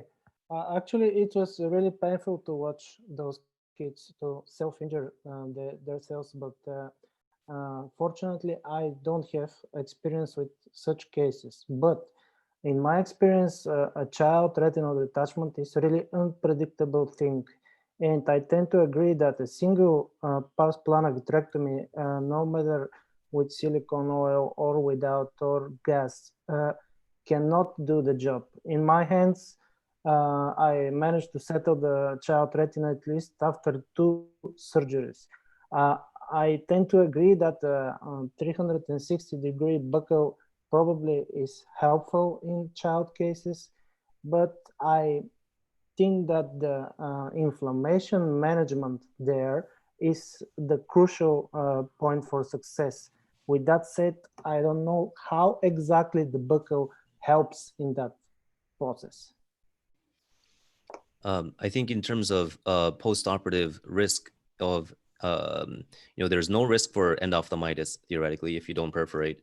In terms of inflammation, the kids are uncomfortable. So I think it's important after the end of the buccal to do a subtenon's block of anesthesia. You can also do subtenon's steroids as well. And in some cases, oral steroids may help also in the post-operative period if you end up using a big buccal. No, I mean that the failure is actually due to PVR and reproliferations. So the buccal will only lessen the traction. This is the idea, probably? Yes, so primary scalar buccal, before vitrectomy, this was the only way that our field was fixing retinal detachments, including PVR. And series will show that even with severe PVR, you have a 50% chance of single surgery success. That was, before time of vitrectomy. So I think those are still better odds than doing a single vitrectomy only, where a success rate was only 10%. And so I think that when you violate the vitreous, you're also at high risk for the PVR to significantly progress very rapidly. If you do a scleral buccal, even if that fails, usually the PVR does not explode. And so you haven't lost any ground. But if you do a vitrectomy, you do lose a lot of ground also, causing more inflammation. So I think the buccal is actually less inflammatory than vitrectomy. Thank you. Dr. Lam, do you have an experience with those cases? I think Mr. Harold is right that children, they do better with scleral buccal. In fact, for several reasons. One is that they have better form vitreous, and secondly, the retinal bricks are often more anterior located. I think this also reminds us the importance of not forgetting that scleral buccal as an option. These days, with the fellow training, often they will avoid doing scleral buccal because it's more interesting, more fun to do vitrectomy. And there comes the time when you actually need to use the scleral buccal as has been shown. Then if you're not familiar with the technique, then you will try to avoid it. But I do agree that in children's, particularly also young adult, a scleral buccal are actually a very useful technique, particularly for instance, inferior retinal detachment, because when you do vitrectomy, you committed patients for a face-down position for 2 weeks. While you do a buccal, they don't have to. And if you do it well, the single surgery success is actually quite good. And so my favorite for inferior detachment still a scleral buccal. And that gives the fellow a chance to practice actually. I agree. It's being taught less and less, as the ASRS PAT surveys show, but very important technique. And in the multi-center study, we're doing the primary retinal detachment outcome study series, the PRO study. In most of our papers, we show that having a scleral buccal on, especially for phakic patients, even in adults, you will have much better outcomes compared to vitrectomy alone. And also, Dr. Castellanos? Also for pediatric patients, I think that the scleral buccal has a very big place in surgery. Many diseases, sticklers, many diseases, they have a better outcome with the buccal than with a vitrectomy. The eyes are a little bit different from adult eyes, and you really need to have good skills of doing a good buccal. Congratulations, Josie, because of the cases you presented. I do think that the buccal is a great way to prevent further complications, And as somebody told me once, it's better to have one and not needing it than needing it and not having a buckle. So I do think that the buckles are they still have a very big place especially in pediatric patients. I agree. You never regret placing a buckle, but you may regret not doing it many times. The children is hard to create PVD, and for most of the vitrectomy to be successful, you need to do a PVD for RD. And then the peripheral trimming of the vitreous in children are awfully difficult. And so I think you are basically set up for difficulty and complications. So, so buckle all the way. Dr. Henning, want to make a comment on this one? Yes, very good discussion. And as Dr. Yonekawa had said, we still need more data. The only thing, if you are going to do vitrectomy plus buckle, we all have to consider that these children are going under general anesthesia. So you have sometimes to measure this time depending of the cases. That's a concern we have. And the other thing I would like to comment, a case we had, not just children, but special patients. Last year, we had a Down syndrome patient. He was 42 or 43, I'm not sure. And he had already had in one eye corneal transplantation. Then he came for cataract surgery, which was a white cataract. We had posterior capsule rupture. He underwent vitrectomy with us. The surgery was good. We could put the IOL in the sulcus. 1 week later, he was already seeing well, but 2 months later after the surgery, he was playing with his dog, which licked his eyes. And in 2 days, he developed an endophthalmitis that we had to make an enucleation. We could not save the eye. So it's not just about the surgery and the first day. These patients, these children or special patients need a really, really good follow-up, because these are complicated situations. Like in Down syndrome, their immune system is totally different. Thank you. Thank you very much, Gustavo. Now we are proceeding with Dr. Francini Cirino. Dr. Francini, do you want to share your screen and open your mic, please? Yes, thank you. Thank you for the invitation. It's a very big honor to be here with you. I would like to ask before starting if Dr. Yonekawa, if he sutures the encycloband or do you do the scleral elimination? I usually always suture. When I use a 240 band, I think you commented in the chat that you like the 240. I think that's easy to do the scleral tunnels. With a 42 band that I personally prefer in children usually for high broad indentation, it's a little big for tunneling, I think. But in general, we tend to suture. Actually, Hudson said that he prefers the 240. I prefer the 42 too, but I do the scleral elimination. It's very easy. You don't have difficult to do it, and I usually finish with a sleeve, the round band that you put both together, so you don't have inflammation because of the suture, and neither extrusion sometimes in the future. I had 2 videos, but because of the time, one of them would be a case like this. But I'm going to share you another case that was a continuation of this one, because Dr. Lam, you said that you are not very familiar with hashtag technique in the meeting before. So we brought this video, and I hope you can see it. I'm going to share my screen. Okay.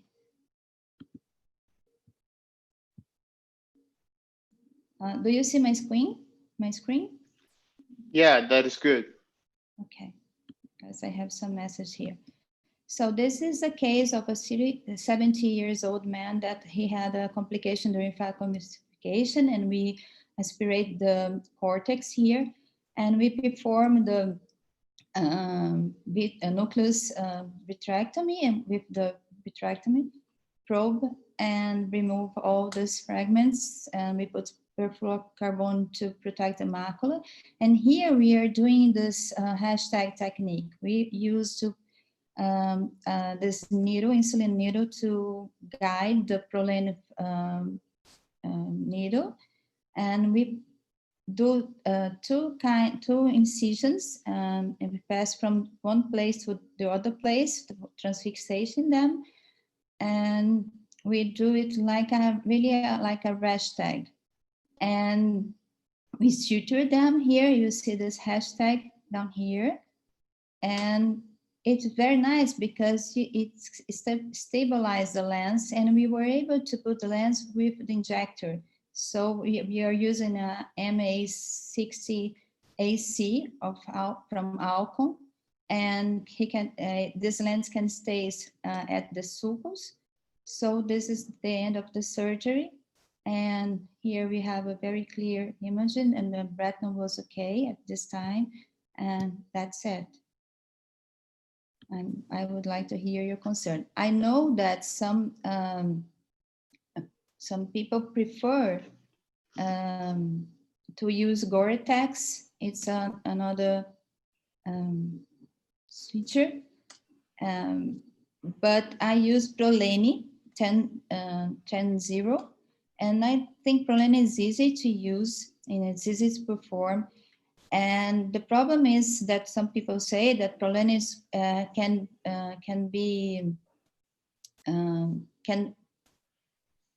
rupture in the beginning, but this is an old person. If Prolene lasts 20 years, as it seems to last, that's not a problem, actually. I would like to hear your concerns about it. Thank you very much, Dr. Cirino. I have a consideration about this. The Prolene has photosensibility, and that is why it is a concern. And mainly, I'm not too comfortable with the stabilization given by the hashtag. Sometimes I don't know if my experience and my university, they prefer another types of implant, but I find hashtag very, very interesting when you have one piece IOL dropped and you don't have to put another one. But I would like to hear from Dr. Wahab. Do you want to comment on this one? Yeah, sure. First of all, thank you, Francine. Great case. I've got 2 points I want to ask you about. I noticed that you use PFC, and sometimes I do the same, but it's interesting that when we use PFC, the idea is to protect the macula and the optic nerve, but truly there has never been any reports of damage from the lens particles or the IOL on the macula, but I know we certainly sometimes feel, I think it makes you as a surgeon feel safer to put some PFC. Secondly, for the secondary insertion of IOLs, I think your technique is great, but it probably depends on the type of IOL that you put. Maybe a 4 haptic would be more stable with this hashtag, but I think we also have a lot of other options when it comes to secondary IOL, but great surgery and nice technique. Thank you. Thank you, Dr. Wahab.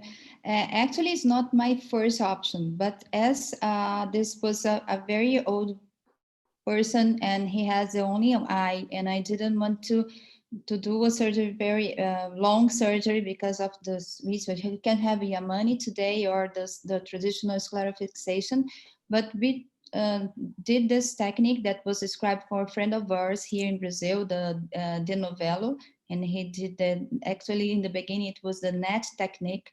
So I performed this one, it's very nice. And it's safe. It's sometimes when you are in the operating room and doing some phaco surgery and you have a problem and you don't have another kind of lens to use it. Instead of you leave the patient without the lens implantation, you can use this technique. The only concern is about the age of the patient. I think we have to be concerned about it. And And I like to leave the switch bigger, because sometimes they can rupture the conjunctiva and be irritated the eye. But otherwise, it's very safe. And thank you for your comments. Thank you. Dr. Misha, do you want to comment on this? Yes, I want to comment about the technique. It was originally developed and published by Samuel Muscat as a basket technique. And recently it was repurposed for controlling the EOP of lenses. And the cases were shown by Gustavo Huning and also Ike Ahmed. So there is no issue with the stability with the problem sutures in a hashtag technique. And I think the choice in elder patients is wise, because you don't, you have short surgery, you don't damage the endothelium. Perfect job, well done. Thank you. Thank you. Thank you for mentioning me, Lucan. And the thing is, it's really easy. Sorry, I lost my connection and just came back, but I know what you're talking about. And sometimes I prefer not to dissect the conjunctiva and use it on the conjunctiva, because in 10 days you have the conjunctiva epithelializing the stitches. So you won't have problems, especially in vitrectomized eyes, because you don't have the culture where the bacteria can grow. Very well. Thank you. Yeah, you're right, Manning. Actually, I don't do it anymore. That one was my first case, and I really didn't know if I should do it and to protect more the switches. But nowadays, I don't do it anymore. But Thank we you don't for have sharing. time to the next video, right? Yeah, thank Sorry, you for Dr. sharing. Yeah, Thank you you, for Dr. sharing. Now I Thank can you. see the technique. And how far do you place your sutures? Like 2 millimeters, 1.5 millimeters from the limbus? Actually, I don't know how Gustavo put it, but I put 2.5 millimeters, 2.5, because sometimes when you put very near from the ciliary body, you can be irritated. So.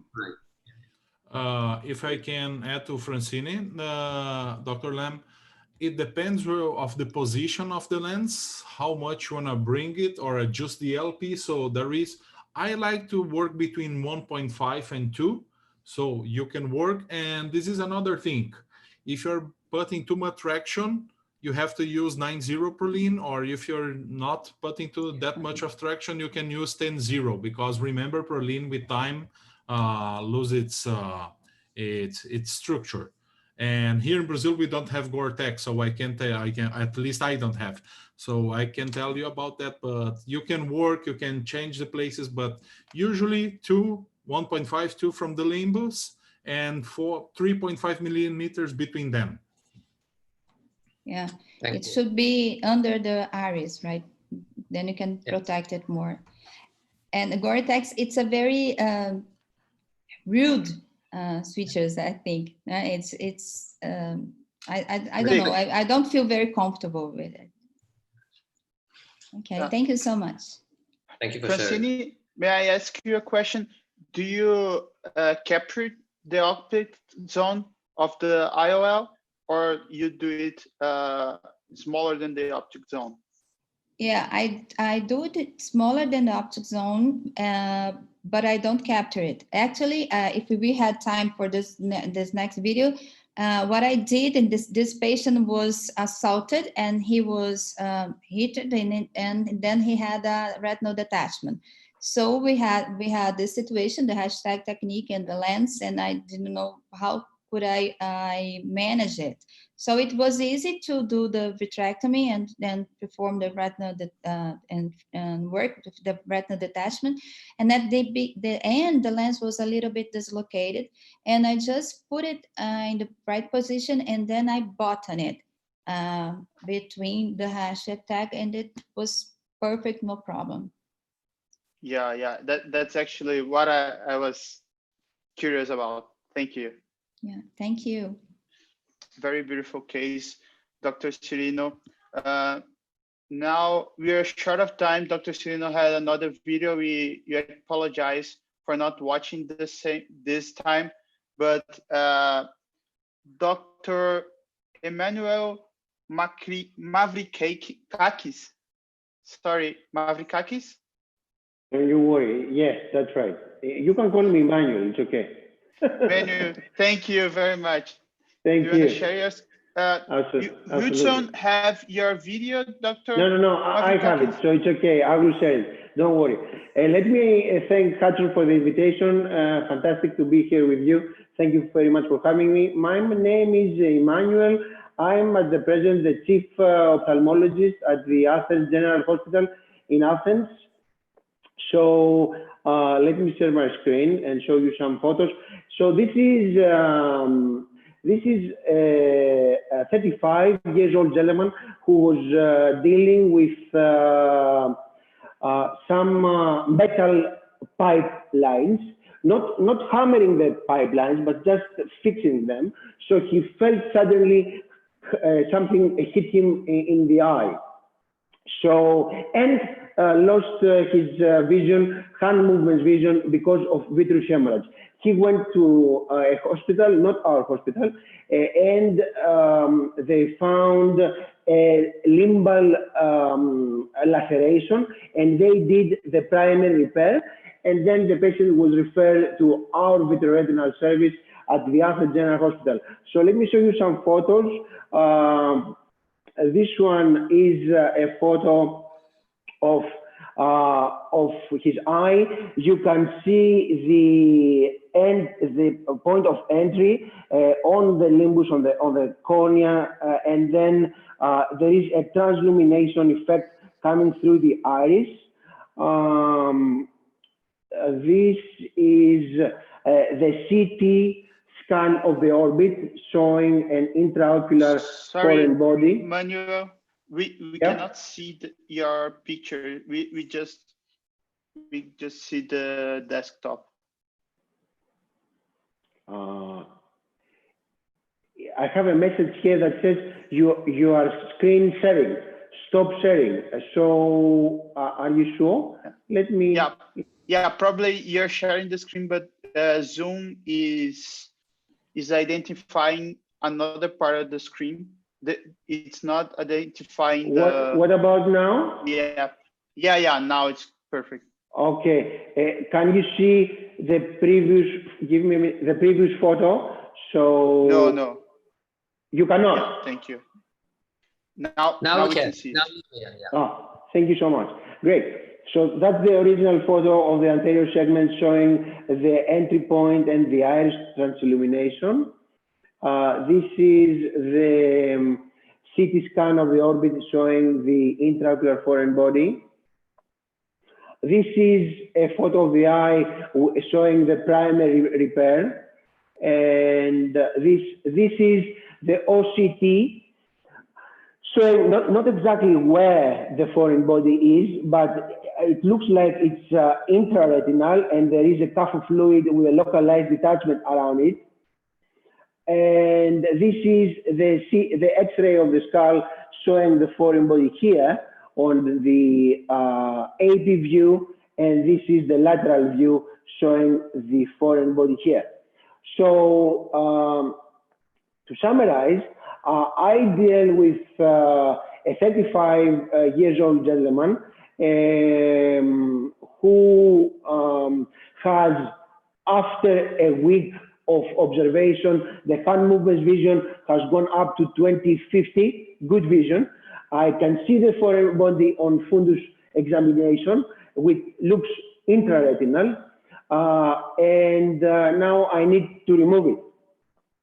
So, and I have a clear lens because, as you saw, the foreign body has entered through the periphery, so the lens is clear. So my decision is not to touch the lens of the young guy. So let me share with you the video. So the first thing that it's logic is I need to create a PVD. It's a 35 years guy that so I use triamcinolone to do a iatrogenic PVD.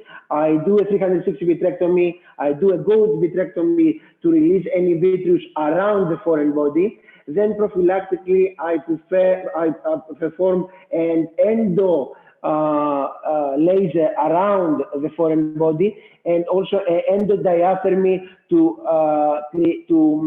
reduce the chance of bleeding. And then with scissors, I cut the retina and I release the intraretinal foreign body, as you can see here, with luckily minimal bleeding.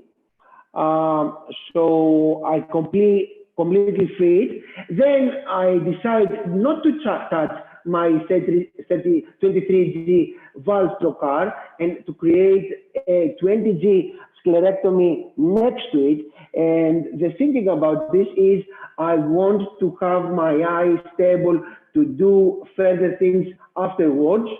So, and my initial attempt is to cut it with a 23 gauge forceps, serrated forceps. However, you know, the first attempt is always an attempt that the foreign body drop back to the fundus. So my initial attempt was unsuccessful because the forceps is not strong enough to hold it and remove it through the large sclerectomy. So it drops back on the retina, and then I use an endo magnet, and I lift it up. I remove my biome, and then I very slowly bring it on the scleral wound. And initially, I was unsuccessful, but then with a little bit of manipulation with the magnet, I find the right position, and finally, I'm getting it out. So I perform a 360 depression to make sure I have any breaks that I didn't. And then I stitch my 20G sclerectomy so I have a stable eye, and I perform an air fluid exchange because I have a localized detachment there. And then I drain all the fluid, and I perform a little bit further closer to the impact place laser, and I finish the case by doing an air gas SF6 gas exchange. So things went pretty well. I'm looking forward to your comments. Thank you so much. Thank you. Beautiful case, Manuel. Beautiful case. Dr. Len, do you want to comment on this case? It was very well done, Emmanuel, and I think the preoperative assessments was very helpful to determine that was a subretinal rather than in the deeper choroid area, so you can approach it from the vitrectomy. And I think the surgery went as good as expected, and I like your technique of prophylactic laser around the area and an additional laser afterwards to get the closer. I think the key element of removing all foreign body is making sure your exit wound where you retrieve the foreign body are large enough to remove it. And so you have to give a good estimations where that size should be. And second is the orientations of the foreign body to making sure that it is longitudinal with your forceps rather than across from your forceps, because that will increase the diameter for extractions. But I think you've done a beautiful job removing this difficult case, especially when you mentioned the guy has 20/40 vision. I think that's extra stress when you have to deal with a good vision eye. And I think wonderful that you can preserve his lens, and because he's young and he can definitely benefit with his own lens without having the challenge of having a spectacle for near visions. But well done. Thank you so much, Lucy. Thank you. Thank you. Dr. Rodrigo Pegado, do you want to comment on this case?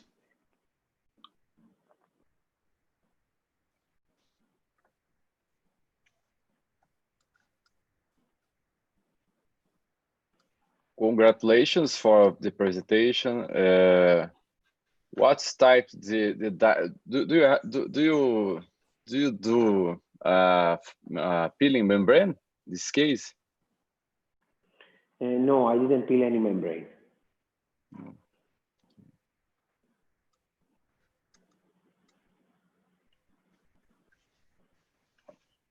I had a question for Dr. Manuel. Very nice surgery. Thank you for sharing, and you managed it very well.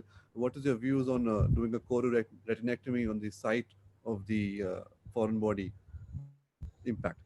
Do you have you seen people do it, and what do you think the panel's choices of doing a chororetinectomy? Retinectomy. You know, I'm trying in every step or any surgery to prevent as much retina as I can. So I'm not a very fond surgeon for doing a retinectomy. So I'll do my best to preserve the retina, as I said, as much as I can. So I didn't see any reason to do a retinectomy. Sorry, a chororetinectomy with diathermy. Sorry? Chororetinectomy.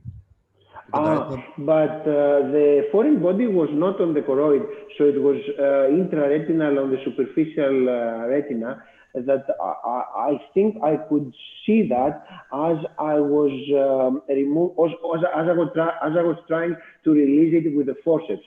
So it was not that deep. So that's why I didn't proceed anything further. Thank you so much for your question. Great question. Okay, thank you very much. Now we will have Dr. Sasamoto presenting his case. Dr. Sasamoto, would you like to share your screen, please? Okay, thank you. Thank you.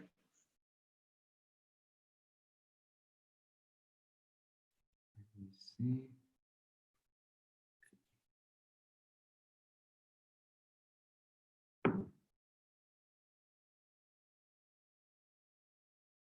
Can you see my video? Yeah. So my patient didn't have the same lack of Dr. Emmanuel. I received a patient, a minor, who was hammering, and he got an intraocular foreign body, a bronze intraocular foreign body. As you know, the bronze is an alloy of copper and tin. So we start performing the surgery with a peritomy, 360, find the muscles and exploration to see where was the wound, the scleral wound. And we found a lineal scleral wound of 8 millimeters. So at the beginning, we start to suture the wound with an Vicreoretinal 7.0. Then we perform the vitrectomy. There was a lot of blood in the surgery. Clean the blood and then perform a lensectomy.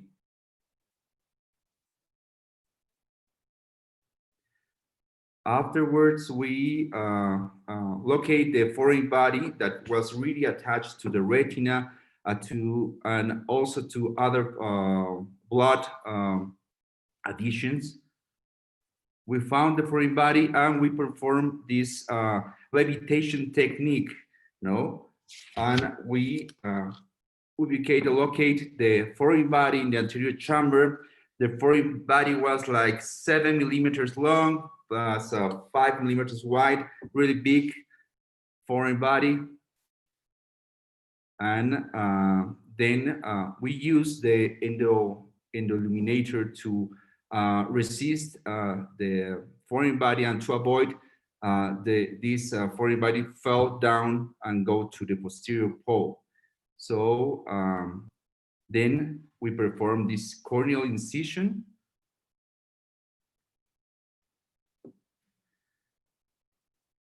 And afterwards, we start to work and treat the retina, the retinal detachment. The problem with that is that the macula was really damaged. It was afraid macular appearance.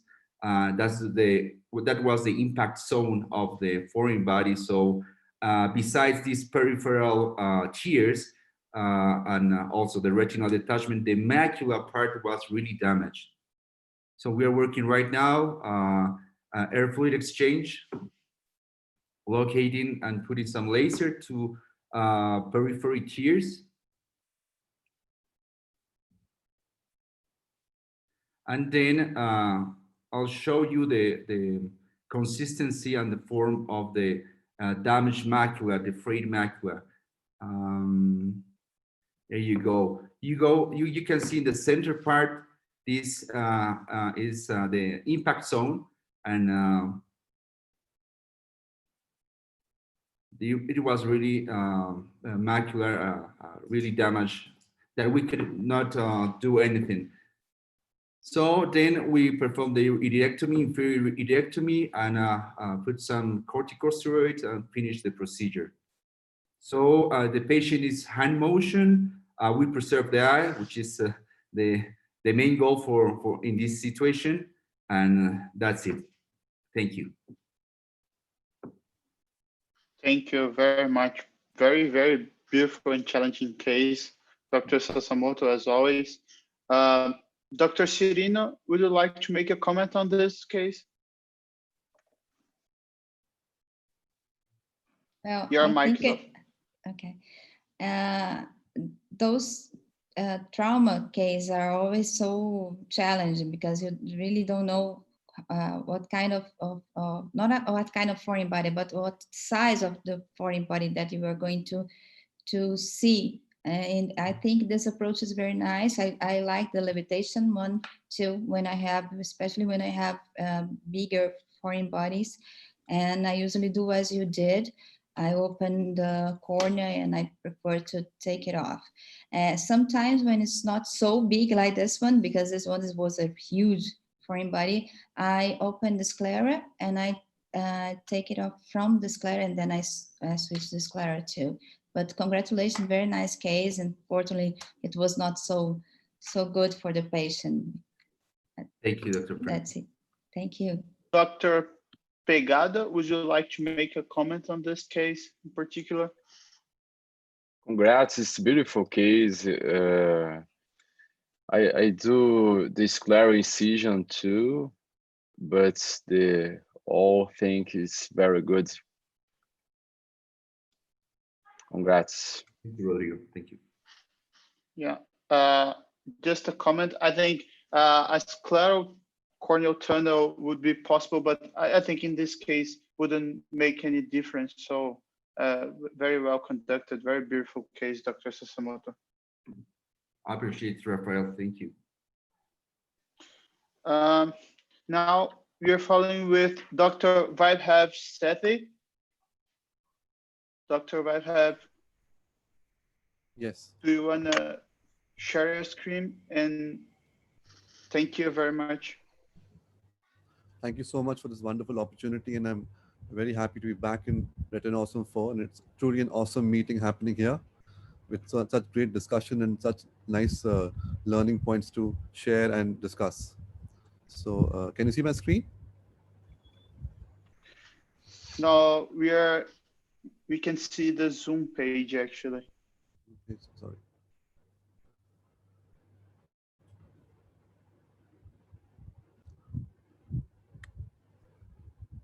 So I'll be showing you I'll be moving off from the foreign bodies and coming to the macula. So I'll be just discussing this the technique that I use to tackle idiopathic macular holes. So this was a 50-year-old male who had a pseudophakic patient who had a large macular hole, full thickness macular hole. So here I introduced triamcinolone to stain the posterior hyaloid, and here I'm increasing the vacuum and forming a PVD, as you can see very well. And this really helps me in being sure that I've released the posterior hyaloid and cleared all the hyaloid. So now after staining with the BVG under infusion, I get a good stain, and I start my peel around 2 disc diameters away from the macula and peeling the ILM with a pinch and peel technique. And here I'm making sure that I'm trying to create and raise flaps so that I'm able to invert those flaps all around the macula, and I leave it up to the edge of the macula when I'm creating these flaps all across. Here you can see and the superior arcade as well, trying to make sure I'm always picking up from the edge of the ILM and not from anywhere else. And I free all the ILM all around 2 to 3 diameters around the area of the macular hole to make sure that I have released enough traction, and also to make sure that I have enough of ILM that I can just oppose over the hole without stuffing it.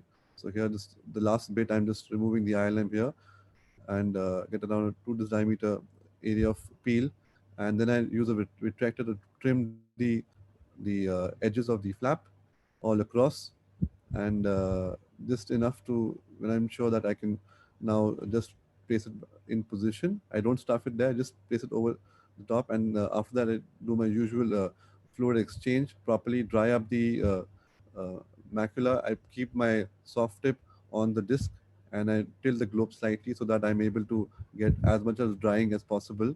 And then I do a peripheral search, and then I put in gas 20% SF6. So this is what I do, and I'm open for comments and suggestions. Thank you. Thank you very much, Dr. Sethi. Dr. Pegado, do you want to comment on this case? Congrats, Dr. Sethi. In Brazil, our university studying another types of dyes. And you, what types of dyes do you use for membrane peeling? In India, we normally use brilliant blue, BBG, and membrane dole as well sometimes. But BBG is the preferred dye that we use to stain the ILM.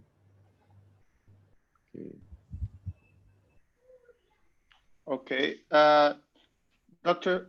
Woodson, would you like to make a comment on this case after Dr. Sethi? Great case, Varhav, and I like your case. And you get the ILM and you put over the hole, but it did not stuff it in. And it's good. You know, I like doing that. But if the hole is larger or a large macular hole, I usually try getting inside the hole. And I heard a comment from Yoshihiro Yonakawa, I think 1 or 2 Retinawesome Zooms ago, and he said that it's better off leaving the ILM just on the hole and not stuffing it in. And I like his comment on that. And some cases I'm not just stuffing it in, I'm just putting on the hole.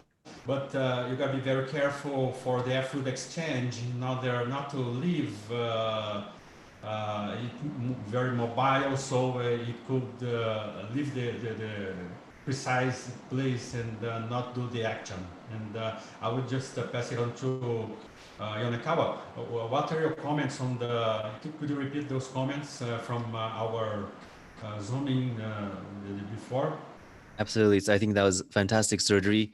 I think ILM flaps, if you, we call them hinge flaps, where you just hinge it over and fold it over and place it on top without stuffing in. And when you stuff it inside, it becomes gliotic tissue. And you see the OCTs afterwards. Some people do okay, but usually there's gliotic tissue that prevents good visual acuity. And so, however, if you hinge it, lay it on top, that acts as a cover of the macular hole, and the RPE can pump against it. And so I think that's, if possible, that's a better technique. And Hudson, you commented about the flap floating away. And one way to stabilize it, these days I use a viscoelastic on top of the flap during air fluid exchange.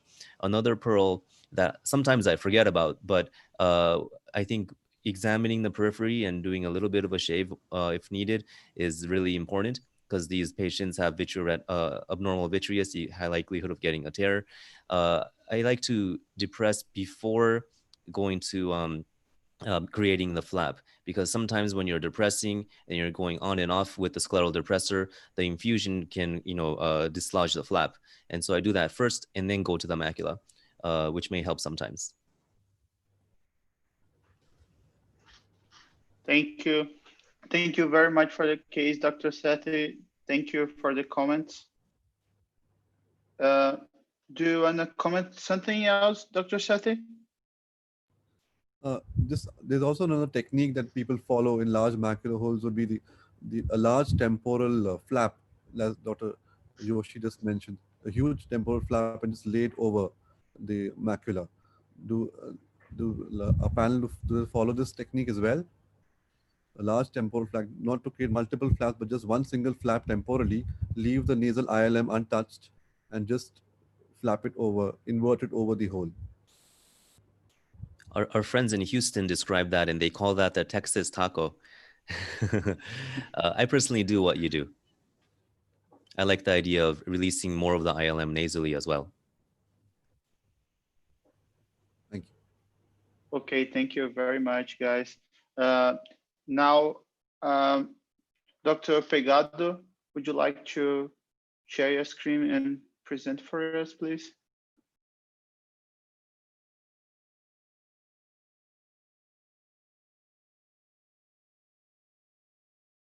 Your mic's off.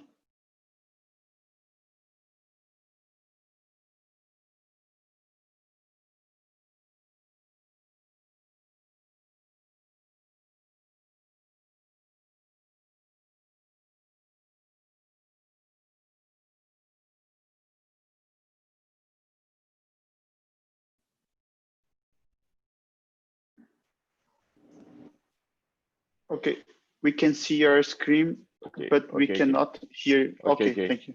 Thank you. Hello, everyone. The patient had retinal hemorrhage and cataract. Previously diagnosed cataract in both eyes 6 months ago, before surgery. The pupil was dilated. Performed the cataract surgery.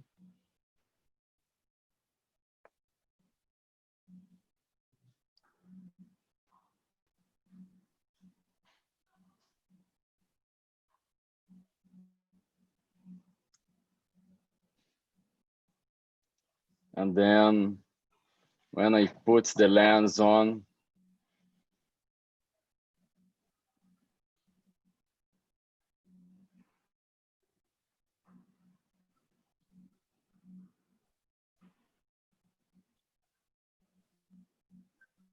your epics got stuck. I used the blade to loosen it.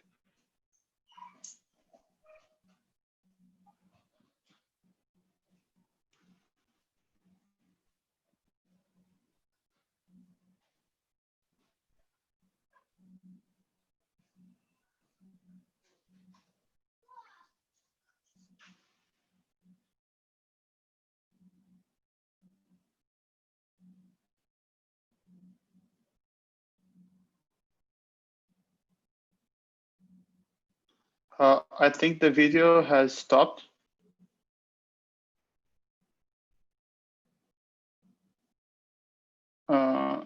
Dr. Rodrigo is frozen now. Rodrigo, I think we performed the vitrectomy. Oh, now he's back. This is a common vitrectomy. We need to see the peripheral of the retina very well.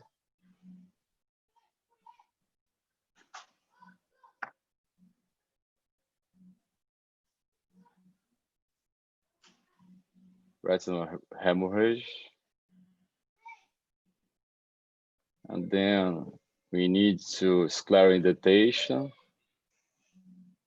So we did first vitrectomy in vitreous hemorrhage. The retina got peripheral holes after removing the vitreous.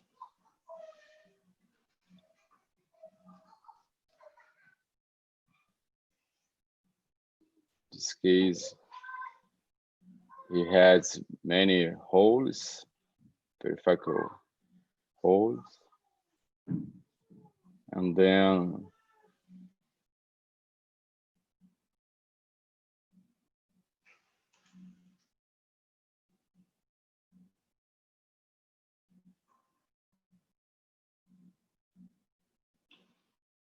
I think Dr. Pegado has a connection problem. So shall we pass to the other presentation, Hudson? was no need for. And how did you finish the case, Pegado? Oh yeah, you got back. Just forward a little bit and show us how you finished the case. You removed the vitreous hemorrhage, and I'm worried about the lens, the intraocular lens. We're gonna put it back. There are no needs for silicone oil. What's the case to do a lot laser for peripheral retina? This case, many holes in the retina. Insert the gas.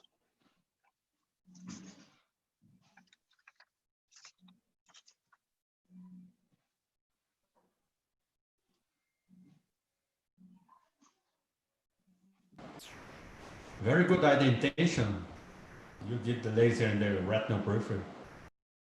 And then I need to combine cataract and peripheral laser plus gas. The retina remain attached. That's all, thanks. The common case. Okay. But thank you. Okay. Thank you very much, Dr. Pegado. Dr. Natarajan has rejoined us. Dr. Natarajan, do you want to comment on this case? Do you have an experience on stuck lenses? No, I can't comment on this case, but because I'm on too many webinars right now, so I'm sorry. I didn't concentrate, so I went back and forth. So I apologize for not able to concentrate on the. Oh no, sorry. No experience with the lenses. Well, can I say something? Yes, please. Sure. I was just thinking. I think sometimes you get stuck lenses when you're doing the through the injector. Is that there is not enough amount of viscoelastic. That sometimes might be the problem. So you want to make sure you put enough amount of viscoelastic. And then the other trick is also, you don't want your corneal wound to be too small. So you're not struggling as you're injecting the lens. This is just 2 comments on this side. And I take this opportunity, Saad, Eid Mubarak to you. Thanks. Thank you very much. Yes. Today, I would like to make a comment on this one. Either I don't know if is it the case, Dr. Pegado, but in Brazil sometimes there are some lenses. I'm not sure. I think it's IOL. I've used it a few times with in some place that I use it to teach phaco, and they are just trouble because sometimes they get stuck even with good amount of viscoelastic or anything that you can do, it gets stuck. I don't know what kind of lenses were you using, but it's not a regular Alcon or Zeiss or Sensor or Johnson. It's another brand of IOL. I don't know. What are your thoughts, Dr. Pegado? Yeah, actually, I don't remember the lens, the type of lens, but we use the common lens day by day in your service, and then that's it. Okay, thank you very much. Now, Dr. Hudson, would you like to proceed with your case? Can you share your screen, please? Sure, it will be a pleasure. And nice case from everybody. Let me just put it here on the row and let me share the screen.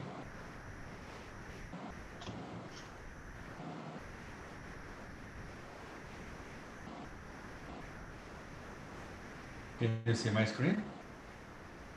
Yeah. Okay. I'm going to show you a case of a retinal detachment, and we're discussing a lot today on doing buckles or not doing buckles, and I still love doing buckles, and I perform them a lot. And I'm going to tell you why. See the video?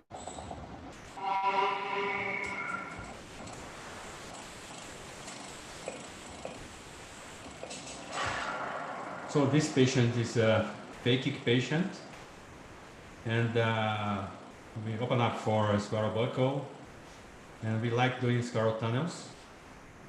You feel very comfortable putting the 240 band there, and we have this huge retinal detachment, but it was so shortened that it wouldn't pay off to just insert perfluorocarbon liquid. It wouldn't attach because it was very stuck and very high. As you see, we did a very peripheral retinotomy, as you see there, very peripheral. And then you see the edges just hanging there because it was very shortened. And with the PFO, the macula looked okay. Then we removed the old tractons and we did laser, the linear laser. We don't do much laser like PRP to avoid these complications, and the PVR especially. And here we take a good look, and we are doing now the direct exchange.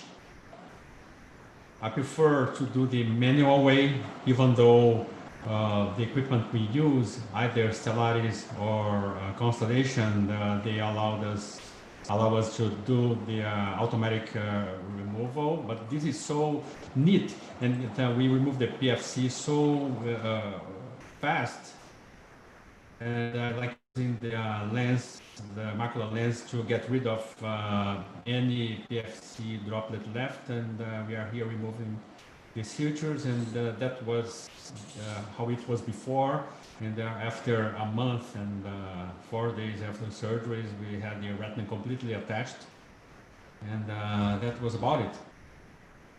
And so the question is, why would I perform this scleral buckle in such a case? Because the retina was shortened so anterior in the very retinal periphery, in the temporal area, that I put a buckle, I put a 240 band, and then I have the free end of the retina temporally like this, and the buckle makes a 90 degrees barrier, so it avoids the retina from getting, just hanging there without any support. So often I step the barrier laser, but together with the block from the indentation from outside in, that helps to prevent this PVR formation and redetachment.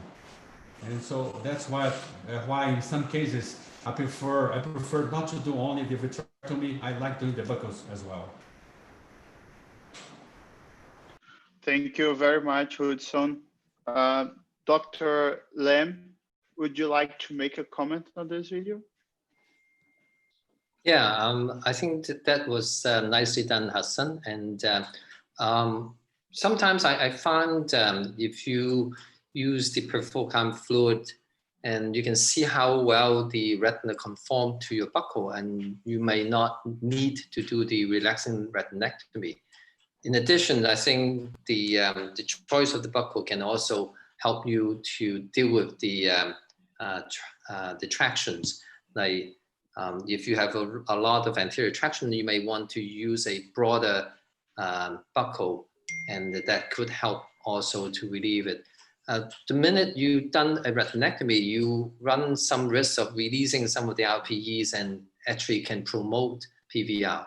So if I already committed to do a buccal, I probably will like assess the configurations before making the decision to do retinectomy. But I think that you have done well with this case, and the post-op result speak for itself. So excellent.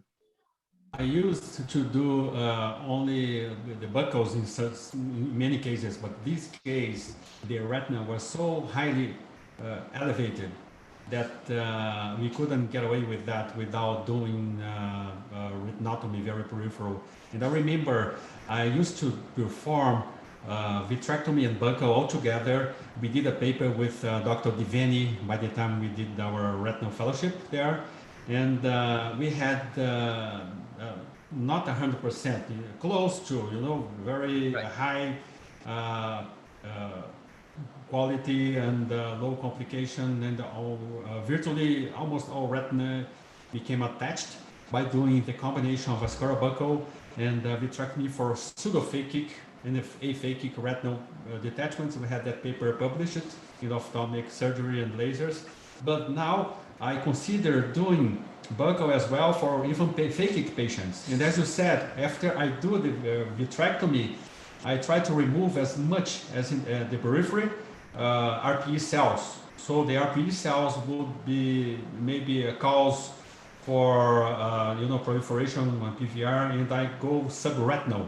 I like doing a lot and moving with the light pipe, the retina, and going and doing the vitrectomy, subretinal vitrectomy a lot, and that makes the likelihood of having this PVR a lot less.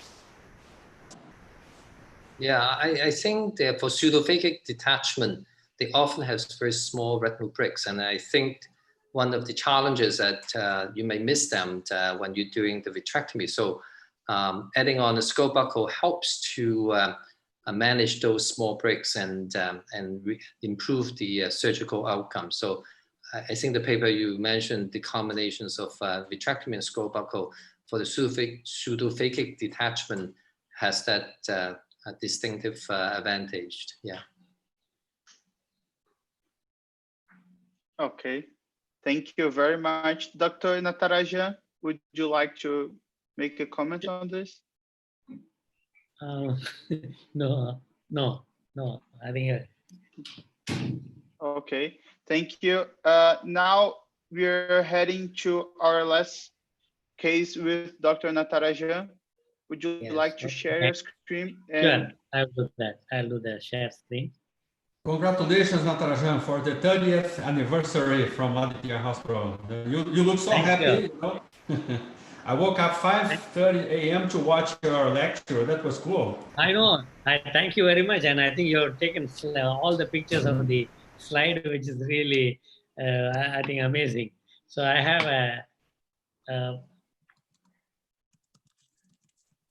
the 49-year-old female with a history of diabetes since 20 years. She was diagnosed to have a combined retinal detachment and a cataract. So my cataract surgeon did the phaco with the intraocular lens, and I did the 25-gauge vitrectomy. So you can see the cataract surgeon doing it's a dense cataract. So she's using the brilliant blue to do the capsular rhexis for the capsule staining and the capsular rhexis. She does the phaco and then does the aspiration, and then introduces the lens, and I take over after the intraocular lens done and use the 25-gauge vitrectomy. So you can see there's a vitreous hemorrhage, proliferative diabetic retinopathy, and then there is a fibrovascular proliferation from optic disc to the periphery. And there was a break because of the combined traction, which was adjacent to the fibrous tissue. So I'm clearing the anterior, that's the large 2 breaks you can see, which is pre-existing, pre-retinal hemorrhage. So I'm clearing the anterior posterior traction, make sure that the entire anterior posterior traction is totally cut and relieved. And then I now work on the fibrous tissue, which has produced the traction between the optic disc and the middle part of the retina. So I'm using the bipolar diathermy to diathermize the fibrovascular proliferation. And I also diathermize the edges of the break at that side just to see, so that under fluid air exchange, I'll know that where is the break. So now I'm just again separating the fibrous proliferation. In spite of doing the diathermy, you can see there is some amount of hemorrhage happening. Then again, I'm using the vitreous suction, using the cutter only, offing the cutter mode, and then using the suction mode and removing the hemorrhage which happened when I cut the fibrovascular membrane. I think this is what you have to keep in mind. You cannot keep the intraocular pressure very high all the time because optic disc can get compromised. Sometimes you may think that the pressure is less than a minute you are keeping high, but I think the diabetic optic nerves can have optic neuropathy, so you have to be careful. So I like to keep the pressure at 20 to 25, and even if I increase I keep it only for a few 30 seconds, and then again come back and use the diathermy to make sure that the fibrous vascular part is controlled. And I'm using the cutter itself to remove the hemorrhage which is there on the surface of the retina. And I do actually, you can see now I'm again using the cutter. There is some ooze happening near the disc region, and there is some amount of I know I'm doing the diathermy almost close to the optic disc, taking care that I don't go on the optic disc, and I'm using the retinal brush to clean the surface of retina and make sure that all the traction around the break is totally released. And you can see that almost all the traction is getting released.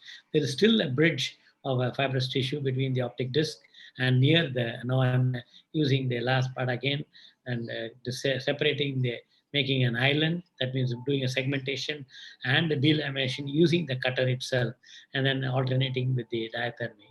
And you can see the final fibrous cut, and you can see the traction band which is seen, which is going temporarily. I think the reason is we have to make sure that all traction is cleared so that residual traction is not left behind, so that you don't have to use oil, you can use gas.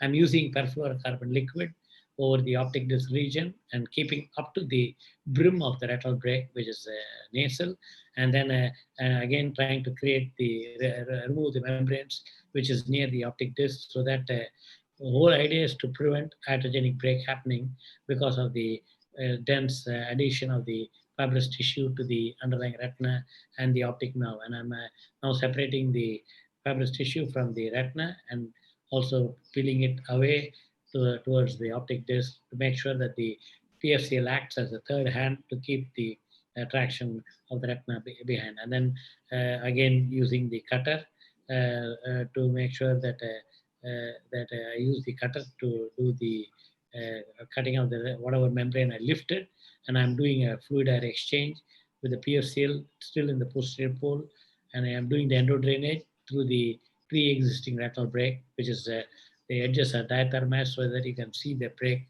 or even under air, and then you can complete it by doing a endo laser around it. So at present, I'm also removing the subretinal fluid through the break, and also after completing subretinal fluid drainage, I also make sure that the PFCL is totally removed and the retina is totally flat. There's no traction left behind. And then I do the laser around the retinal breaks.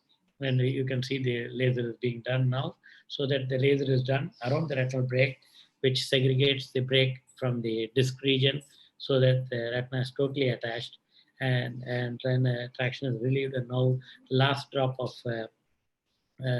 blood which was there near the optic disc is removed, and completing the pan-retinal photocoagulation so that all ischemic area of retina is totally photocoagulated, so that further neovascularization does not happen and prevent recurrent hemorrhage. So in India still we have eyes where they are not done preoperative photocoagulation, so that's the problem, and that is where we have advanced case, we have early case. So I think we have to manage them. Now you see the entire retina, we do an excellent pan-retinal photocoagulation, and laser around the retinal break, and totally flat retina, and then you can see the pseudophakic eye now, and conclusion, and then the eye is filled with gas. We use the C3F8. So thank you very much. Thank you very much, Dr. Natarajan. We know that it is a very special day for you, and we appreciate that you reserved time to join the event. Thank you. Yes, happy to be a part of Retinawesome because today is an awesome day for me. And I can't believe, I thought somebody like me is having more energy, but Hudson has too much energy. He's taken all the slides of for him it was midnight. It was 11 o'clock in the morning in India time. I presented about my 30 years journey. And again in the afternoon, and I'm glad I'm actually a part of another hospital in Brasilia, and also my mother institution, that is where I trained in Shankarnetra. I'm president. So I'm managing 3 webinars at a time now. I'm so happy, Natarajan. In order to close this session, could you tell us how is the party going now in India, in your hospital, in your family? How is everything? You know, we know you have your mother 102 years old, you know? Yes, and she yes. is very healthy, and you showed some slides showing her there. Yes, that's right. She was with me all the time. I now made her sleep, and she's 102, and I'm happy. These 2 sessions we had conveyed how I did I enjoyed the journey of having this hospital.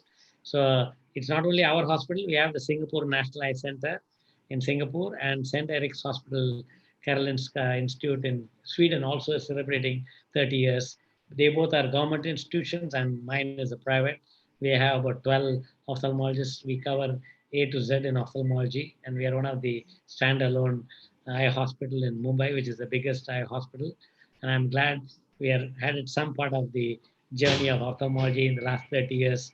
And I also mentioned that I think God chose, it's a serendipity that 3 hospitals in 90 can celebrate 30 years in the year 2020. I know we have COVID, but nowadays I give a talk called COVID times. It's happy time.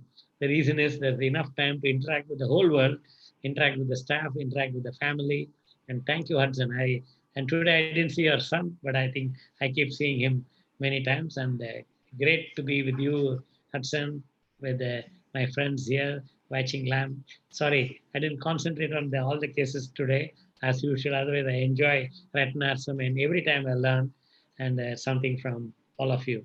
It's a great learning, and I'm happy I'm there from Retina 1 to Retinawesome 1, 2, 3, and 4. I'm glad today I did till half an hour back. I was searching my case. Where is it? Thank you very much.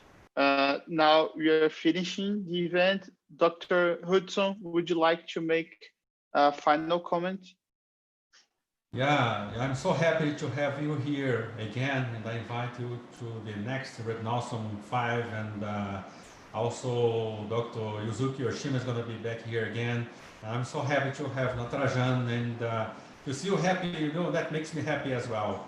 And I also want to thank Dr. Lam, because Dr. Lam is a great keynote speaker. For me, Dr. Wetching Lam made a lot of a difference. When I had done a retinal fellowship here in Brazil, and then I went to Toronto for another retinal fellowship. And I'll tell you, what I learned from Dr. Lam, I will never forget, because the minute I was seeing the patients with the 78 diopter lens, no, you should use a contact lens, and you should see the new vessel. You should see whether the patient has a diabetic retinopathy or not. You should see the details. And so Dr. Lam, you know, was teaching me a lot, and I'm still learning from him. I'm so happy that he's here as a keynote speaker. And I thank you everybody for the meeting. You were awesome. I loved all cases, and I thank also Francini for being here for the first time. And also Emmanuel from Greece, and my friend Dito Mota, which is my associate in one clinic, Lio Clinic here in Brazil. And we are so happy, and also Rafael for your moderation. And if you wanna speak anything else, you know, I'm really emotional by Dr. Natarajan. I'm really happy about the party. I would like to be there to congratulate with you as well. Well, welcome, all of you. Welcome one day. I think we have to meet. And Wetching Lam is a great friend. Thank you, Wetching Lam. And I think you're a great inspiration, I think, to Hudson, to me, and everybody. Thank you very much. And well done, everybody. Congratulations. Yeah, this is a meeting based on friendship. And so if anyone would like to open the mic to say something, this is the time, and you're free to do it. Thank you very much. And I think tomorrow is August 2nd, and I think in the world, the first Sunday of August, they celebrate as World Friendship Day. So happy Friendship Day to all of you. Yeah. I would like to thank you all to be here today, because it's always a big pleasure and a big honor to participate in an event like this. And Dr. Natarajan, congratulations for your anniversary. The best thing to you all, and everybody be safe. Thank you. Obrigado. So we are closing here. Thank you, everyone who joined us, who was presenting and did everything. Bye-bye. Be safe, and we'll see you next time. Thank you, Rafael. Wonderful. Thank you. Bye-bye. Bye-bye. Thank you. Have a good night. Bye-bye.